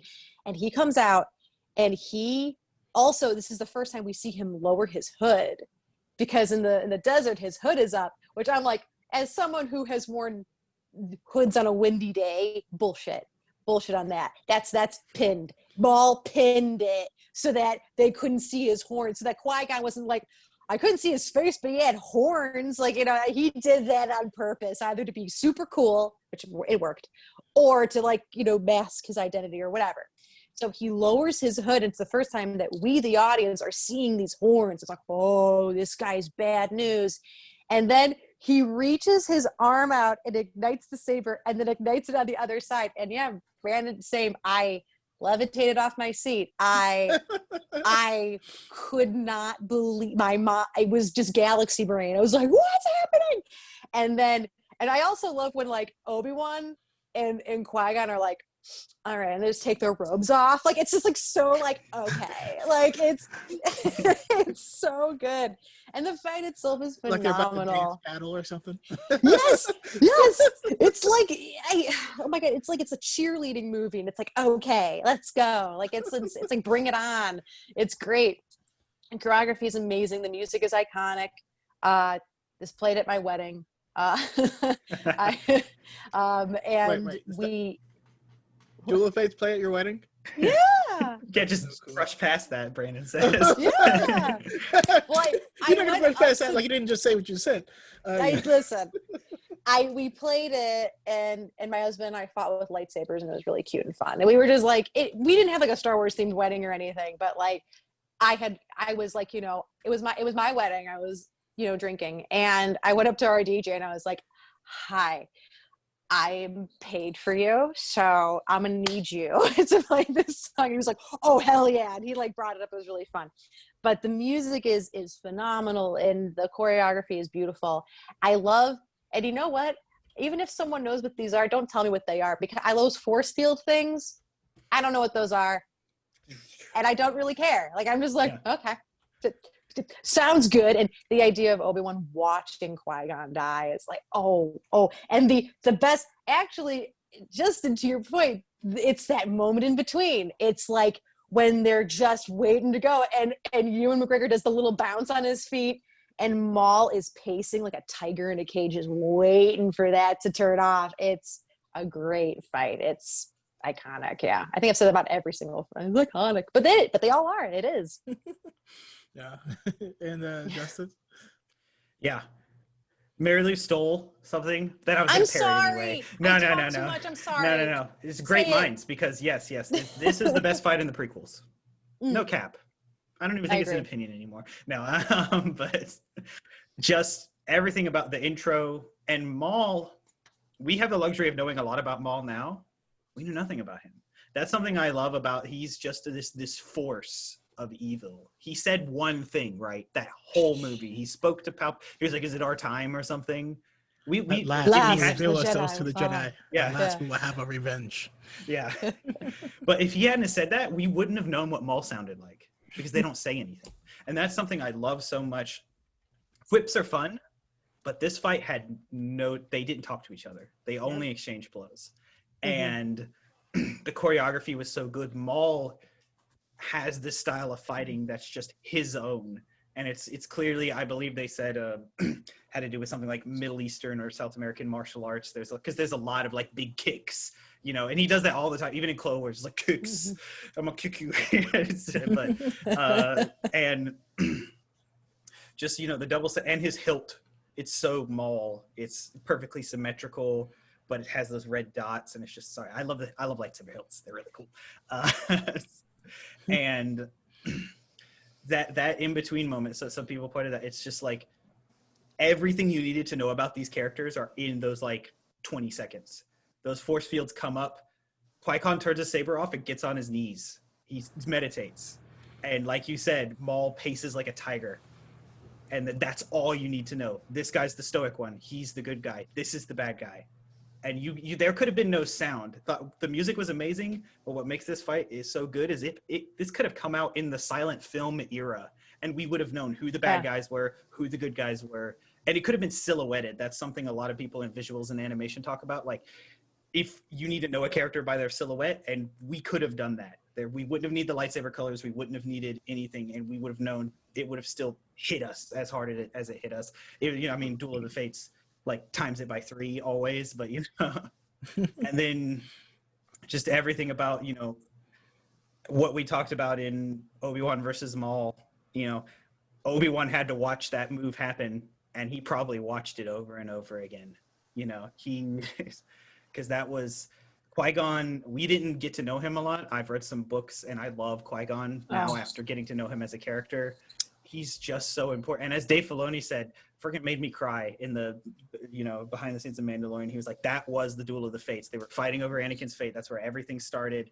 And if he had lived, Anakin would not have gone to the dark side. And the narrative knows this, and that's why Maul emerges victorious over that. But, you know, and it's just, it's everything about that fight is so good, you know. And then it's so final. That's why people were freaking out when Maul came back, because it felt so final. He cut the man in half and he falls, you know, but apparently he comes back, you know, and you know, now we have the luxury of like being okay with that now, but a lot of people were not okay with that when that first happened. I remember that being a thing. I remember fans being mad, you know, but it's just Star Wars fans mad? No, Oh, no, yeah. Dustin, no. He gives them bringing Darth Maul back was like giving them like a chocolate souffle. They're like, well, it's not fluffy enough. I don't like it. But we have the luxury of knowing him as a character now. Like I said, Yeah. in Phantom Menace, we didn't know anything. He was just the red dude with the horns. We didn't know what Zabrak were, you know? Yeah, I mean, at this point in time, he's one of the most beloved dark side users of all time. Like, I love Darth Maul, especially because of the growth that he's gotten later. Also, I don't know if I mentioned it during the Ahsoka Maul fight, but the Superman punch with the lightsaber like bit of the choreography, woo! Yeah, I just love. And this scene is it's just beautiful. I mean, we've never seen anything like this before, truly, in any medium ever. The background where you're just on these like really sketchy catwalks and there's beams of energy shooting up through holes. Where are we? What's happened? Doesn't matter. Like it's just awesome.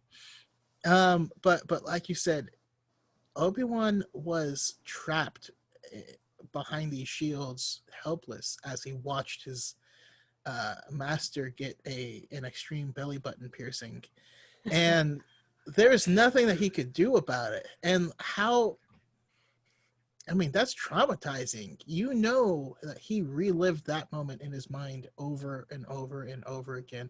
Is there anything I could have done? Could I have gotten there faster? How could I have helped him? And then I'm also really glad you mentioned Dave Filoni's little speech on like the reason this is Duel of the Fates is because this is the duel over Anakin's fate. We could have nipped this in the bud right at the beginning, but obviously we didn't. We couldn't. But yeah, we took this character that had, like you said, 2 lines in the whole film, and because of how amazing this scene was, because it was this scene, it was those 2 fight scenes that propelled him to become one of the most interesting characters. And so, yeah, I don't think enough can be said about this fight, because I still, I mean, to me, choreography, just straight choreography, Obi-Wan versus Anakin is number 1. This is number 2, and I absolutely love it. But now we go to my personal favorite, which is Luke versus Vader in Empire Strikes Back. And this one we're talking, we're going to marry Luke first. Okay, so Luke versus Vader and Empire. Empire is, so as a little girl, I think I think a lot of kids felt this way. Empire was my least favorite because it was scary. It was, well, and it also is sad. Our characters don't win. And I don't, I was 6. I'm like, I don't like seeing Luke get hurt. I don't like it. Of course, you grow up and you're like this is cinema. Like, oh yes. And but it is funny. Like one of my nieces was, my brother tried showing her The Last Jedi, and she was like, we had to turn it off. She got really scared because it's kind of like the same energy of just like, our heroes don't win, and it's sad. We don't like that, when you're a kid. And this fight was, okay, first off, for the majority of this fight, there is no music. And it is the only Star Wars duel to have at least no music for the most part. And I know it comes in at the end, but it doesn't have any music. It is just silent, and it is in the dark, and it is terrifying. It's like a haunted house. And this is a classic example of how you can move in a fight, but you can still keep it intimate. And just Luke being in this very claustrophobic setting and being, he goes in all guns blazing. He's like, I can do it. And ooh, no, no, my dear. One of my favorite details being how he walks down the hallway, and when Vader jumps out at him, and the realization that Darth Vader, Anakin, extra as fuck Skywalker, turned off his chest. It was like turned his breathing mechanism off. It was like and sat in a corner waiting for his child so he could be like, and just jump out. I'm just like, these men, these Skywalker men are just the Kardashians of the Star Wars galaxy. Just, I am extra and loud, and here I am. And So it just makes you think of Dex Miller. Surprise, motherfucker. Yeah, pretty much. Just like, I just jumps out, and I still jump because I can never, for some reason, I can never remember like when it happens. I'm like, it always scares me. And Mark Hamill does not, okay, like Mark Hamill, I think Mark Hamill's best performance is The Last Jedi. I think he gives him best performance as Luke Skywalker in that film. But like I cannot begin to praise his facial acting. And it's like in this scene, and we all kind of joke about like, that's not true, it's impossible. And his like face is all like ugly crying and like, but like Vader barreling down on him, you see him go in with this like, okay, like, you know, all right. And by the end, he's shaking. He's like, it is terrifying to watch. And it's, and that's all I'll say about it. It's, there's so much more to talk about. So is it Justin's turn? Yes. Yep. Yes, Justin, please take it away. I love this fight. I didn't really notice until you pointed out that there wasn't any music, but you're right. It's because they talk back and forth a lot, which in a fight like this, that's important because we have the hindsight of knowing that he's his father, you know, but at this moment, like being a kid in 19, you know, whatever, I forgot the year, you know, like he's the big bad and he has a presence about him. That's what I always love about Vader. And I know Vader fans, you know, respect, but like, he's always had a presence about him, and it started with this, you know, it started with, he just makes his grand, you know, dramatic entrance. He's on the steps above, you know, you hear the sound, that sound itself has a presence now because of these movies. And, you know, he just leads off with, you're powerful, but you're not a Jedi yet. And it's just scary, you know, and you feel as scared as Luke probably was. And there's so many shots that reinforce that, you know, Luke has to just use all his wits like that. He jumps out of the thing and then cuts the carbonite gas, I guess, and then like sprays it in Vader's face. I love moments like that in fights because like it could just be these people trading blows and let's see who's the best. But I like when it's like cleverness is involved, which is honestly why I kind of don't not like the Grievous versus Obi-Wan fight. But you know, Just love what you love. You're fine. Yeah, I know. But you're right. Like I like it because it's dynamic, but it still does stay intimate. And there's so many moments, and you know, there's some awkwardness if we're going to talk choreography. Like when Vader's force pushing things at him, it kind of spins a little too long, so it's kind of like a little slow and awkward. He's like, and then the thing's like, yeah, and it goes like, you know, and he's like, those moments, it's honestly kind of meme worthy. He's like not even trying the things. He's like, oh, and he's like, oh. Yeah. But like we don't care. Like if you watch that without any sound, you don't care, but you do care in the moment because you care about Luke, and it's, you know, just good cinema. And you know, like I said, in the hallway when he pops out at him and the camera's back here and Luke's here and Vader's here and they're going, and like the framing just makes Vader look as menacing as he feels, as big and menacing as he feels. And that's what they were definitely going for. And it's just so good cinematically. And then, you know, of course, the moment, which fun fact, nobody on set knew that was the line because Vader's lines were recorded after. And the guy in the suit like told George when they watched the screening, it was like, dude, why didn't you tell me? I would have been more emphatic with my gestures or something. And George was like, I wasn't going to tell any of y'all. That's the point, Sergeant. Yeah. CJ, your thoughts on it? Yeah, I wasn't born around when the original trilogy came out, but I often describe Empire Strikes Back to Avengers Infinity War. They're both very dark movies. They have dark endings. So I describe it as like, you know, younger generation's version of Empire Strikes Back. But focusing on the duel, they made Darth Vader like a very dark presence. It was a very dark movie. the camera, you can tell that they were trying to make Darth Vader this big bad that you just don't want to mess with. Like he had business and he wanted to get it done. And like it's just someone you don't want to mess with. And you can tell like Luke's expression, he was scared of him as well. Like you felt how scared Luke was about Vader because, you know, Vader Vader's Vader. You know, he's a cold, almost all machine type of dude. So that's how I see it. I would say it was like a horror movie. So Yeah. it was just very cool to see Darth Vader just have his moment to shine as, you know, this scary figure that Luke had to face all alone by himself because he was trying to save his friends, but then he thought he would face the man who killed his father, but then he realized he was not ready yet. So that's how I see it like that. Yeah, and like that's why. So this is my number one fight because just like you said, like Darth Vader is this scary apparition that very few people have ever seen and lived. The first movie, he's just like this looming specter over the entire franchise, and you don't know what the heck. What is he? How tall is he? The way they frame it, he looks like he's like 8 feet tall. Yeah. And like it's a real almost David and Goliath type deal. And then in that fight, Luke goes into it being like a cocky little punk. Like, I got this, but Vader doesn't even. When we see Vader fights, he fights with both hands on his lightsaber. He doesn't do that when this fight starts. He's just toying. He just wants to see how strong he is. And another thing that struck me is Luke's footwork in this.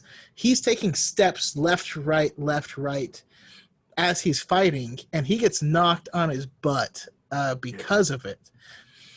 You contrast that with the number one, where he's actually stepping like someone who is a sword fighter. But they really show his inexperience here. And again, it's just like Vader being the ultimate big bad. He was in full control as he pushed Luke into, where he would get frozen by carbonite, and he was only surprised. He was disappointed when he pushed Luke into the pit. He was like, "Oh Yeah. Man, expected better from you." Yeah, Yeah. And I'm very disappointed. Like, oh, your parents say that. And I love having these conversations now because we have all this extra media, all this canon stuff, and all the movies where this is the first time he's facing off someone where he has wanted to be able to save Padme from death forever, since before she died. And at this moment, he's looking into Padme through Luke. And so anyways, Luke shows that he's a lot stronger than he anticipated. They go to the next part, but it is like a horror movie because Vader disappears, and you're like, where is he? It looks like, hey man, come on. And from like a storytelling standpoint, the walls are closing in. Every arena that Luke moves into during this fight gets smaller and smaller and smaller and smaller. And that's another thing I love. We talked about how silent this whole scene is, so that, which is just, it makes it so much powerful. But when Vader pops out, before he moves everything with the Force to hit Luke, you hear the music start to begin. It's really low and it starts to swell, and its crescendo is when Vader grabs the lightsaber with both hands. That's when the music crescendos, and that's when Vader is like, all right, this little kid's going out the window. We fight. Fun is over. Yeah. And it really was. But the cool thing is the music stops again. And I don't know, just like, obviously you probably can tell that this is my favorite fight, but it shows growth. Like, this is the moment. I think I started to mention to you, Mary Lou, but I didn't have enough characters to actually explain it. But Star Wars started out as a traditional story where there's a hero, there's a victim, and there's a villain. And then it switches in this movie, in this moment, to what we now observe as there is a champion, there's a challenger, and oh my goodness, I can't remember the third one, but it makes it so it's not just black and white. It makes it so that, you know, Darth Vader is the victim of his own story, which makes him the villain in this story. It makes him complex. Once we get that, as we move forward, we get to see the cracks. At the beginning, he's like, yes, this kid may be my son, but I'm still, you don't know the power of the dark side. You know, I'm obeying my master, doing my thing. Then he sees how powerful he is, and it's like, well, me and him could probably take out the Emperor. And like these wheels are turning and things are changing for the first time within Vader. And this is the first clue that we have that Darth Vader is merely the hard outer shell behind the soft nougat that is Anakin. And so he gets to the end and he's like, this kid like knows his stuff, you know, this.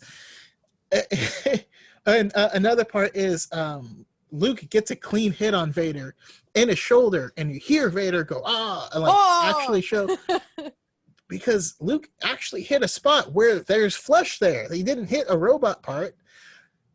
And this is, nobody hurts Vader. And he's like, okay.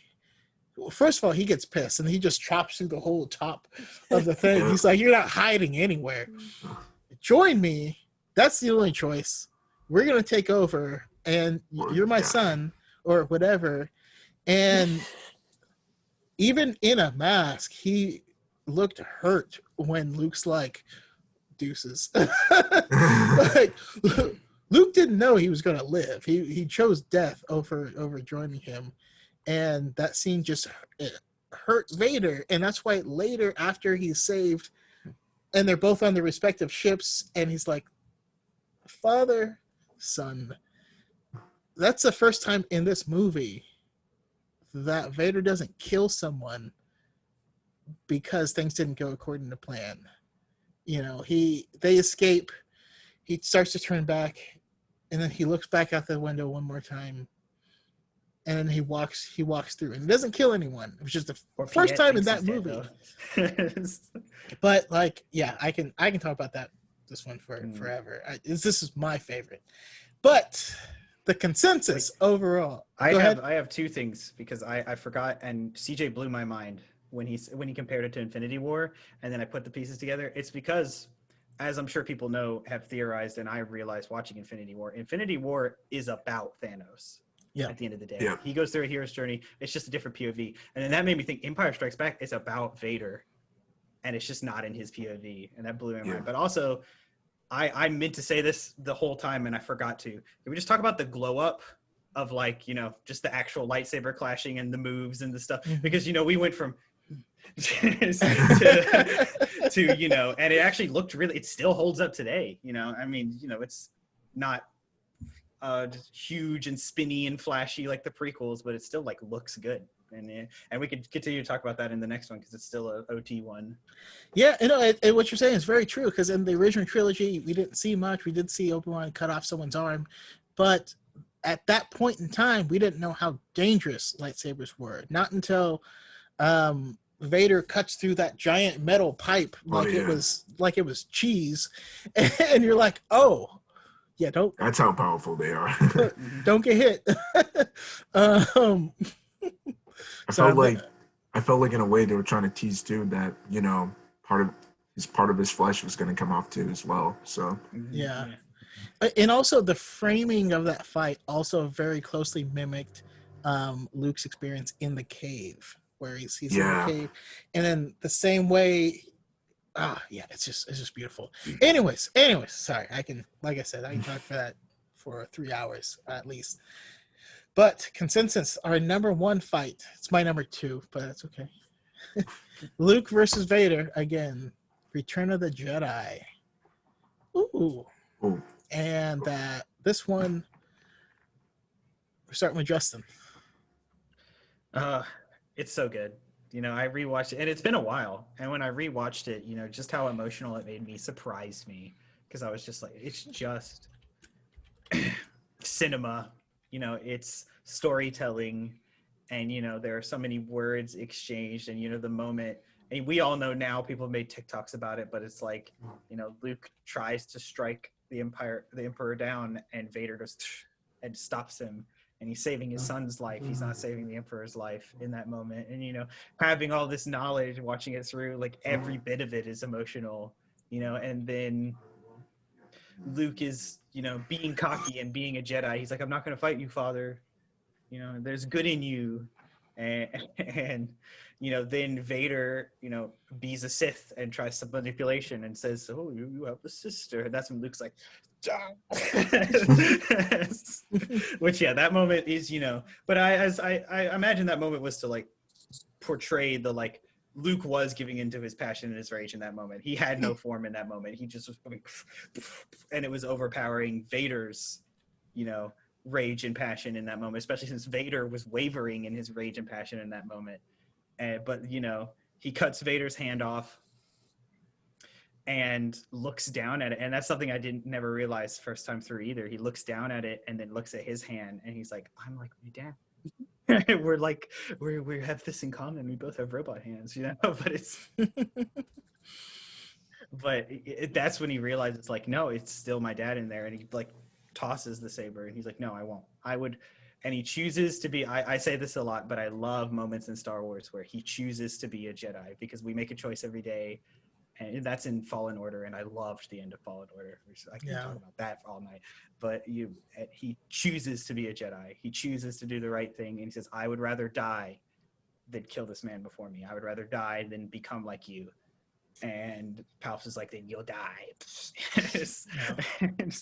Which, like, Palpatine, you know, we're so used to prequels Palpatine, but, like, he was really good in that scene. You know, just every motion of his, like, you could tell it's makeup, but like it still looks wrong. It looks like he's just this visage of evil, and you know, every syllable is like a little too enunciated.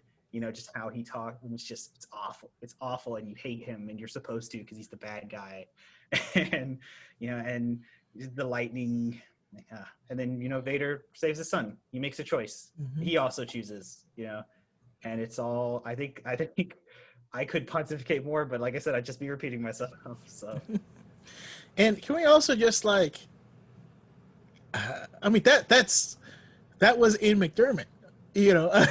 yeah. And in 19, what was that, 83, something like that? Yeah, something like that, 80. Yeah. 83. Like he's, it's just so cool that they got him as like in his 20s an actor, and then like. The prequels came and they're like, oh yeah, you're the right age now for all this stuff. It's just really cool to me. But yeah, and also it made me think of the line in Empire, right? Because the reason that this fight is so impactful is because of the fight from Empire Strikes Back, and Vader tells Luke, all right, like you are powerful, but you have to release your anger if you want to defeat me. And we start to see a little bit of that here, but I'll let you continue with it, CJ. This fight, there's just I just want to say first that we really see Luke's transformation. Like we see him now as a more powerful person than we see in Empire Strikes Back. He wasn't that scared, unexperienced user of the light side anymore. We now see a more professional, more, I wouldn't say experienced, but a little bit more, I guess, what's the word? Refined. Probably. Yeah, refined. Yeah. And Darth Vader noticed this, is like, you are becoming a lot more powerful, like what you said. And it really shows like Luke was becoming on his way to becoming a true Jedi. And And in this duel as well, there's just so many backstories and so many perspectives you can look through this that makes the fight so impactful. Like, um, Darth Vader, he had an internal conflict. The part of Anakin was trying to fight against Vader. Luke Skywalker was trying to bring back his father. And there was just so many perspectives you can look at it. And it really makes the fight a lot meaningful. And at the end, Luke Skywalker, he knows that the dark side was trying to pull him. And then he resisted it.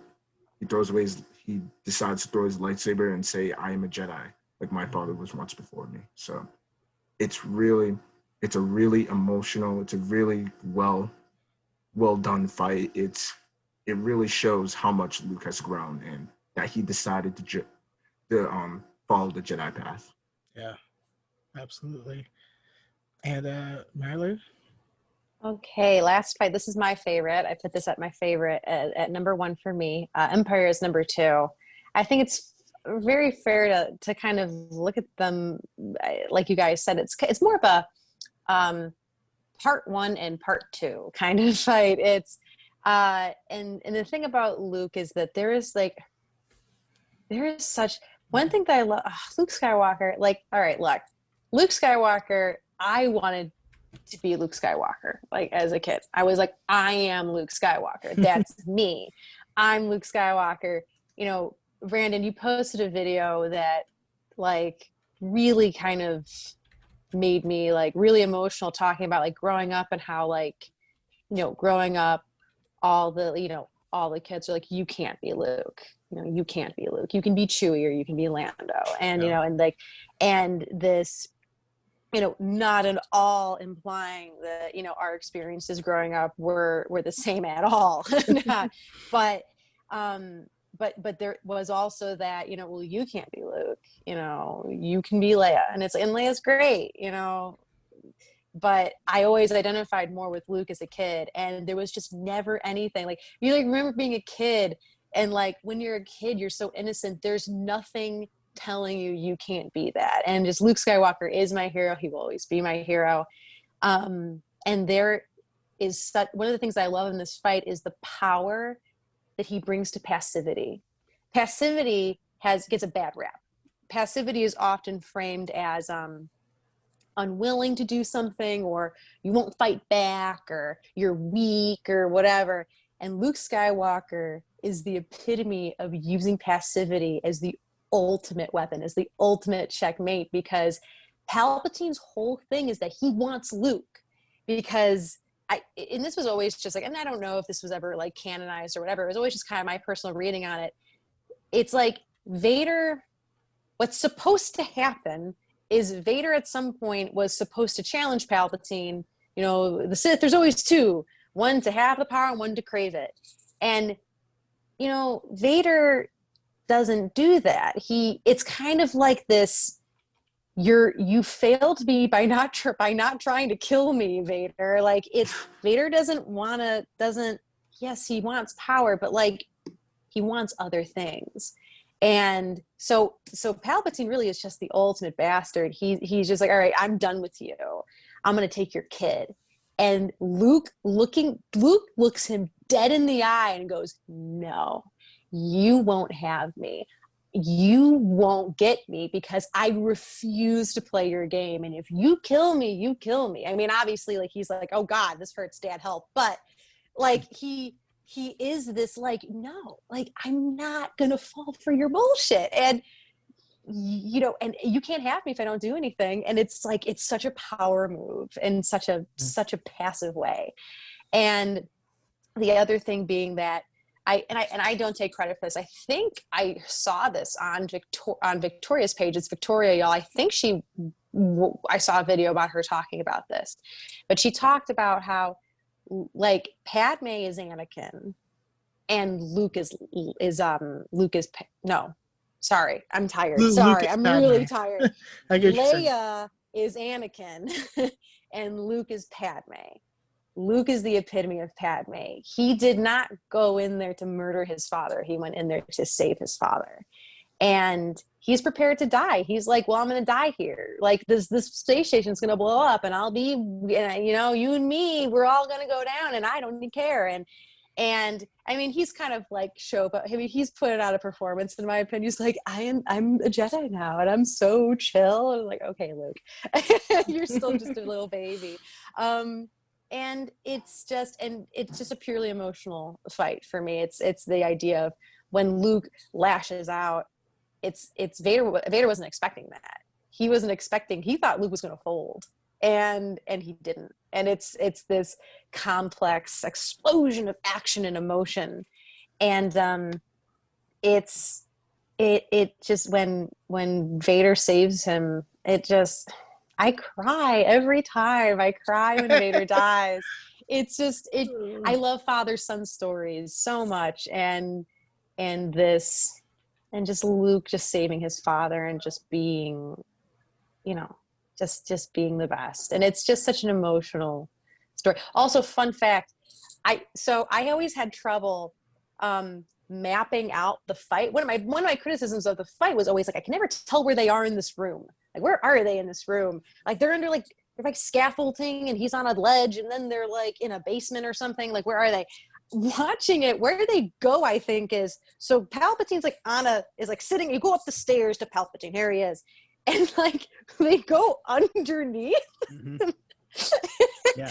Just imagine Palpatine sitting there like I can't see you guys. Like, where? So to the point where it's like noisy neighbors below him, and he finally goes, okay, and he just gets up and he goes to find them. It's the funniest detail. Good. It's the funniest detail. So this is my favorite. I love it. Yeah, it's and I hate to say it. Well, no, I don't hate to say it at all. But the way you guys are talking about it is starting to make me switch my number one and number two. Good. We've indoctrinated you to the right choice. Okay. No, but join us. but just join us. Just like you guys said, and Element and the creature that Chilling has both put it, is that, just like you said, Luke is Padme's legacy, and Anakin being faced with Padme's legacy is shocking to him, and it also awakens him to kind of what's been going on, him being lied to. It's an identity crisis on his side as well. The end of Empire is an identity crisis for both characters, really. But this fight has the most of everything on it, right? It's a father versus son. It's dark versus light. It's Jedi versus Sith. It's rebel versus Empire. It's love versus hate. It's aggression versus serenity. It's in this movie. When you watch this movie, you don't know if Luke is going to turn to the dark side or not. He walks in all black, force chokes two people, just murders them without talking. You're like, what? And yeah, he's definitely got more skills, and indeed you have grown powerful. But in the end, what Vader told him was right. In order to defeat me, you will have to dip into the dark side. And Luke did dip into the dark side. That whole scene, once Leia gets threatened, that's all dark side. And Luke is just like a raging animal at that point that can't be contained. And he could have gone either way at that very point in time. And he gets to the end and he's just, mashing it. And it's just like he realizes what he's doing.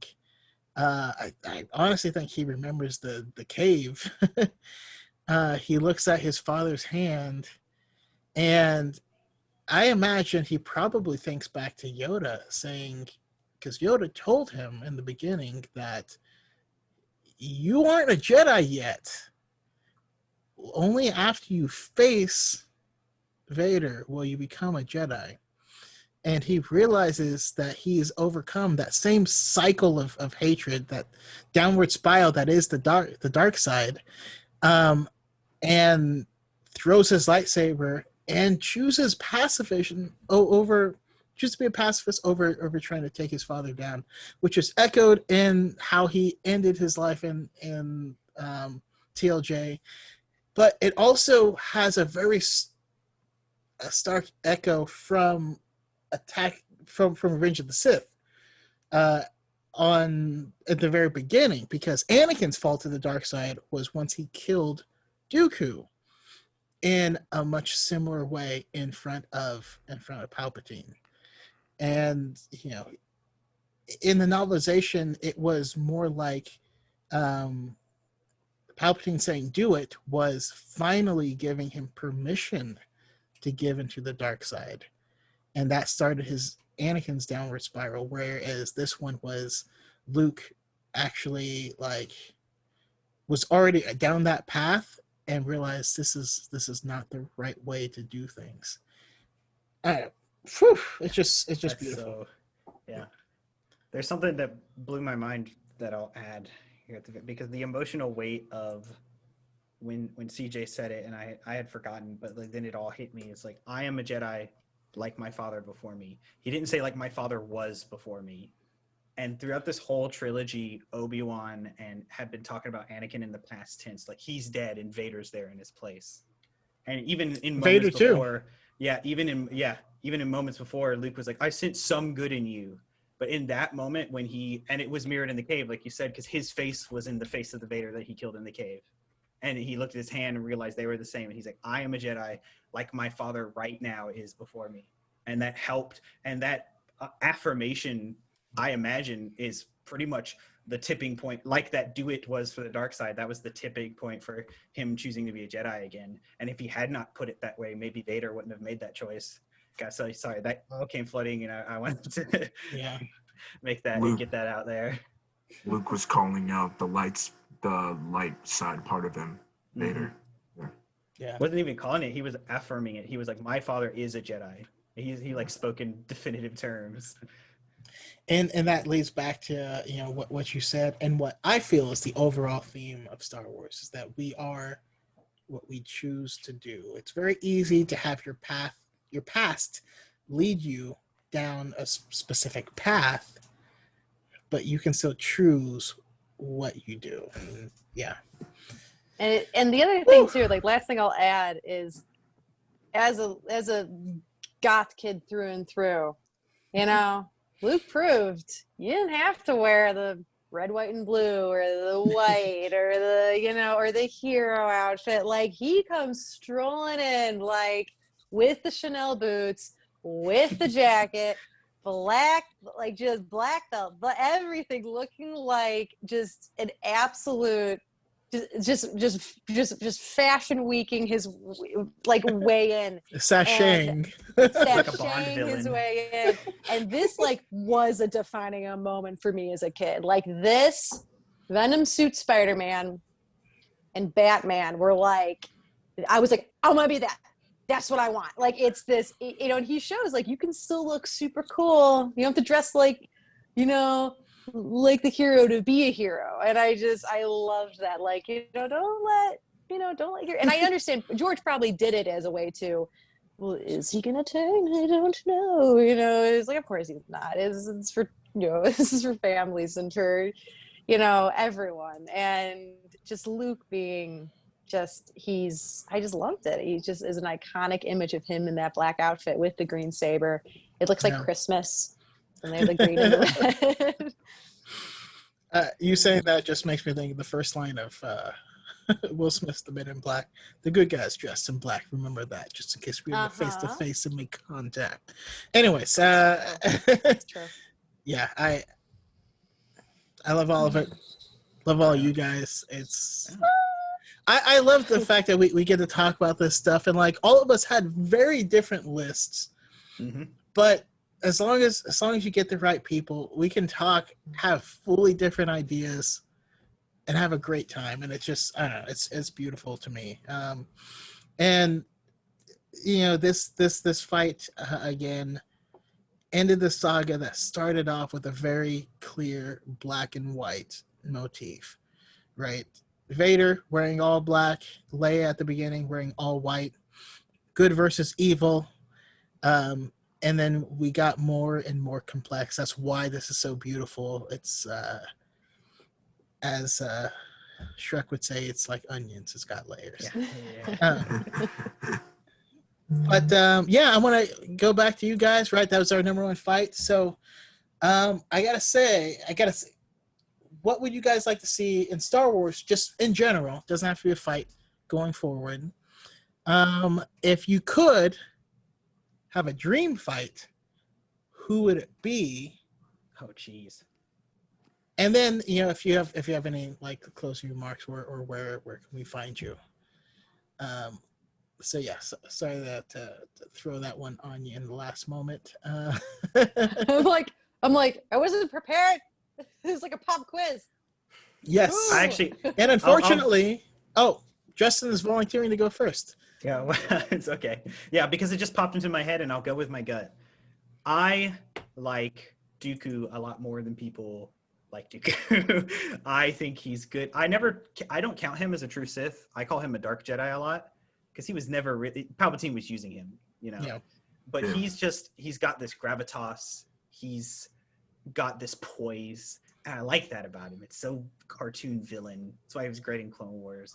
But like Makashi Form 2 is a kind of an underrated style in my opinion. He lightsaber fights like a fencer because that's what Form 2 is about. It was made for only lightsaber on lightsaber combat. And it's outdated. 3 and 4 and they're 7 now are made for, but I would have loved Jedi Dooku with his blue curved lightsaber versus but I would say maybe Yoda. They were like sparring. Ooh. And I would have loved to seen that. Yeah, that's a good one. Also, I do want you to finish off with if there's any closing thoughts and where can we find you? Okay. No, this was great. I had a great time. I have a icebreaker question as well, if that is, but I'll wait till everyone answers this one because we said a thing and it'll be really fast if you don't mind, but I'll wait till everyone answers this one. But you can find me on TikTok. I'm this_Justin. Justin is one word because it's my name. It's a pun. I think I'm clever sometimes. I talk about Star Wars. This guy's clever. Exactly. I talk about Star Wars almost exclusively. I talk about the books I'm reading. You can come over. It's a fun time. I only have like 300 followers, but I don't care. I love them all. Doesn't matter. Yeah. And CJ, dream battle. Anything you want to see going forward, and where can we find you? I felt like since, Maul faced against Obi-Wan, Maul faced against Ahsoka, I would have loved to see Anakin versus Maul. I would have loved to see that. Yeah. I don't know how the duel would end. But the duel would be just so amazing, and like depending on the setting and like where the story is going forward and all that, I would love to see that because I just felt like if it's since Maul faced against Obi-Wan, Ahsoka, I would have loved to see like Darth Maul versus Anakin. That could have been cool. But yeah. But where to find me? I'm on TikTok. My name is Sithlord CJ, and I talk about Marvel, Star Wars, and DC. So yeah. All right, beautiful. And last but certainly not least, Mary Lou. Okay, you can find me at Miss Eggy on TikTok, and that's all I'll plug. I'm not really doing much on. I am on Twitter, but I don't post anything. I just retweet like fan art that makes me cry. So if you're looking for that good time, yay! But so I do mostly Star Wars content. I'm slowly pulling in some new stuff, but it's always going to be a Star Wars channel. Fight, man. I want to see, like, not just like a flashback. Like, I want to see Leia and Luke fight. Like, I want to see, like, and it's like, I know we get, and because I loved that part. I was like, what? Like, they took the helmets off, and I was like, holy shit! Like, it was so cool. But I would really love to see, like, Luke, be like, come on, all right. And then they, like, go out, and it's a full, like, full 5-minute battle and of quips and tricks, and I would love to see that. What I want going forward I don't know what goat I have to slaughter in a basement to get more Sith content. I don't know, like, Oh yeah. I don't know, like, who I gotta pray to get, and not even Sith, honestly, like just Darksider content. I love the dark side. The dark side is very interesting to me, and I do not think it is inherently evil. I think that the Sith and the Jedi are institutions made by people, so they are flawed. So, but like a pure light side, like this is what I want. This is like my dream show. My dream show is like a pure light sider, like a Ahsoka style light sider, and like a dark sider, and it's a buddy cop show. And they like go across the galaxy, and they're like best friends. Like it's none of this bullshit where it's like, I don't like you because oh, I didn't know what you were doing. I thought you were like, I was no, refocusing my camera. Sorry. Okay, I got you. Like none of this bullshit. None of this like we don't get along. Like no, like they're best friends because the light and the dark they go together. It's a whole thing. It's come on, yin and yang. Love to see like a little adventure show with them. That'd be fun. That's we'll never get that, but more Darksider content I'd like to see. And yeah, that wraps up for me. No, Mary Lou, Jedi Fallen Order too. That's where it is because That Mary's maybe- there, he's there. Yeah, And they're gonna kiss. Otherwise, I'll get mad.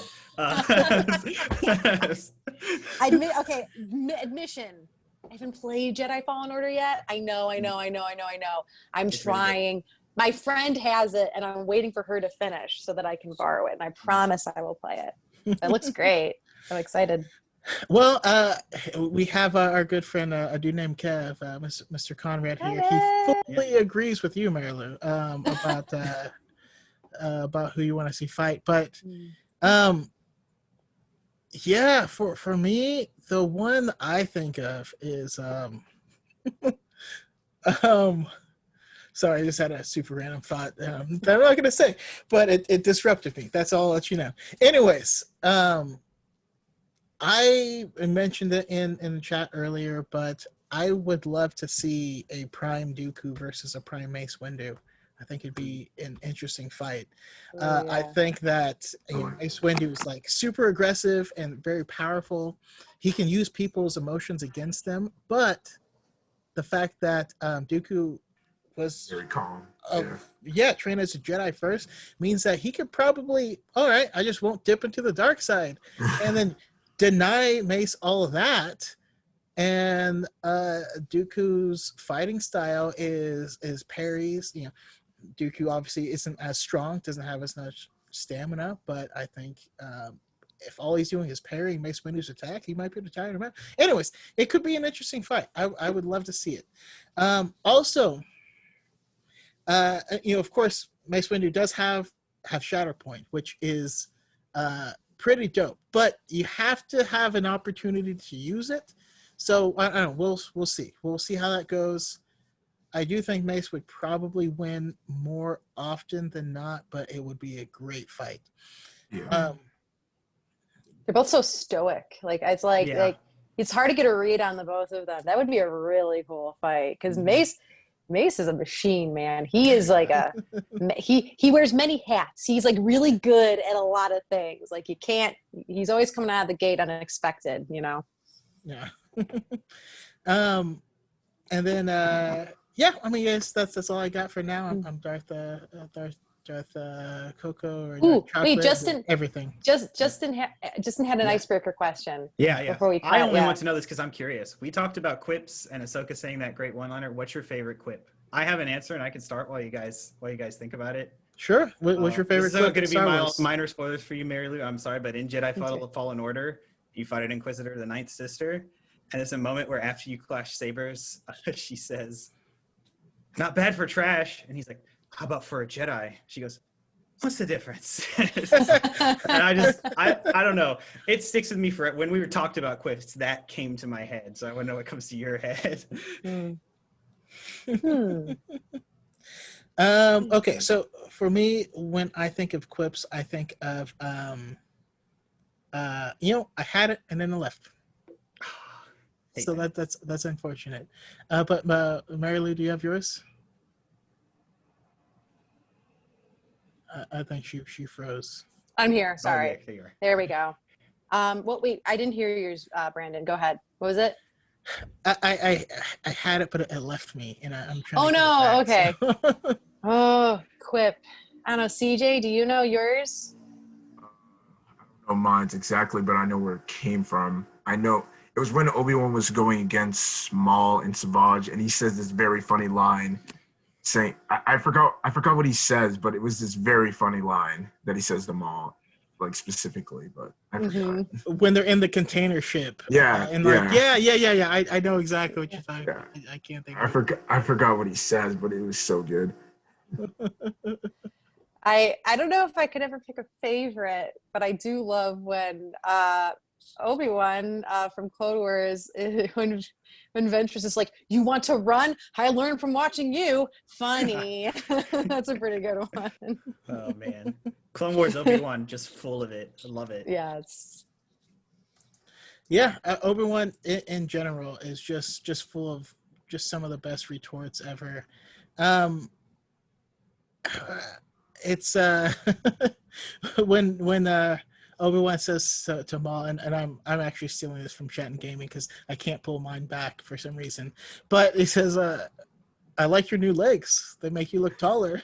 Oh god, if I had a second, it would be when he and Savage, he's going against him and Savage, and Maul says something like, "It's 2 against 1," and Obi-Wan just says back, "And you're still outmatched." Yeah, it's oh man, so many good. I'm gonna have to make like a separate post that's just like my favorite little quips. You know. Oh, actually, I do know my favorite quip. Yes, tell us. Twice the pride, double the fall. Oh, yes. Yep. My powers have doubled since we last met, Count. And like 0 times 0 equals 0. That one was pretty high on my prequel list. I really liked that even though there's that moment where Obi-Wan's there and he pulls the bridge down on him and Obi-Wan's body just eeks. My husband loves that part. I'm sorry. There's another Dooku one I just thought of when they're both imprisoned by Hondo and he's going to auction them off, and they're making fun of him like, "Oh, the Count's too elderly to do this," and he's like, "If we weren't chained together, I'd kill you both right now."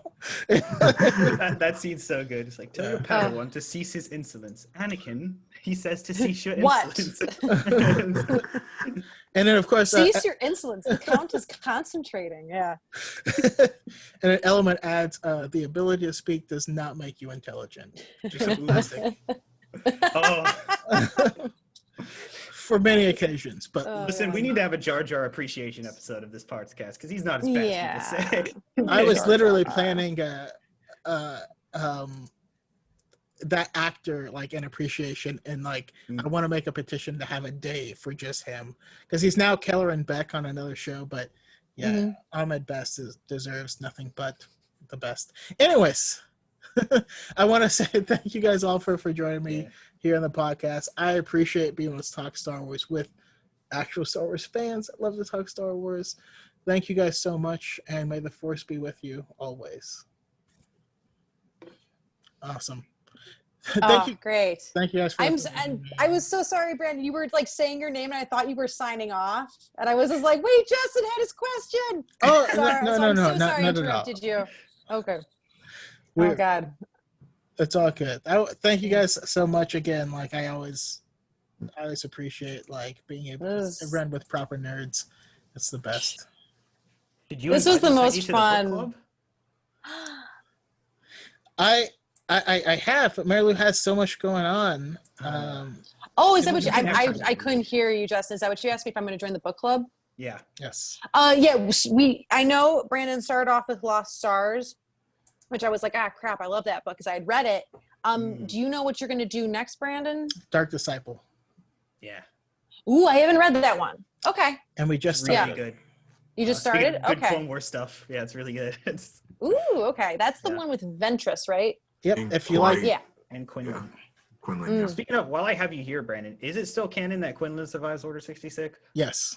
Okay, that's what I thought. I'm in the middle of the Book of Sith, and he has some notes in there, and I love how the little fucker signs. The Q goes into the V, And I'm like, you're a little showy motherfucker. God, those books are so great. I love those books. But yeah, in the Secrets of the Jedi book, Luke remarks that Quinlan Voss was one of the ones that is believed to have survived. So, and we know that he was still around and kicking after Revenge of the Sith, because he's actually mentioned in the movie Revenge of the Sith. So yeah, he's still around doing his thing. Hopefully we get an end to him in Bad Batch, but yes. Or he shows up wow. in Fallen Order 2. That's what I want. Because he and Cal both have Force Echo. And yeah. Like they'd following up to the same clues. I don't know. Yeah. We'll see. But again, I got to go eat dinner now. But Yeah, I'm gonna go to sleep. It's late for It's eating. It's Yeah. late, I got work yeah. tomorrow. Yeah. Yeah. All right. It was so fun, guys. I can't wait to Yes. see the episode. Thank you again, Brandon. It was so Thank nice you. meeting you guys. Yes. It was nice meeting you. Yeah. Nice meeting you too. have a good one, guys. Bye, guys. Bye. Bye. Have a good day or night.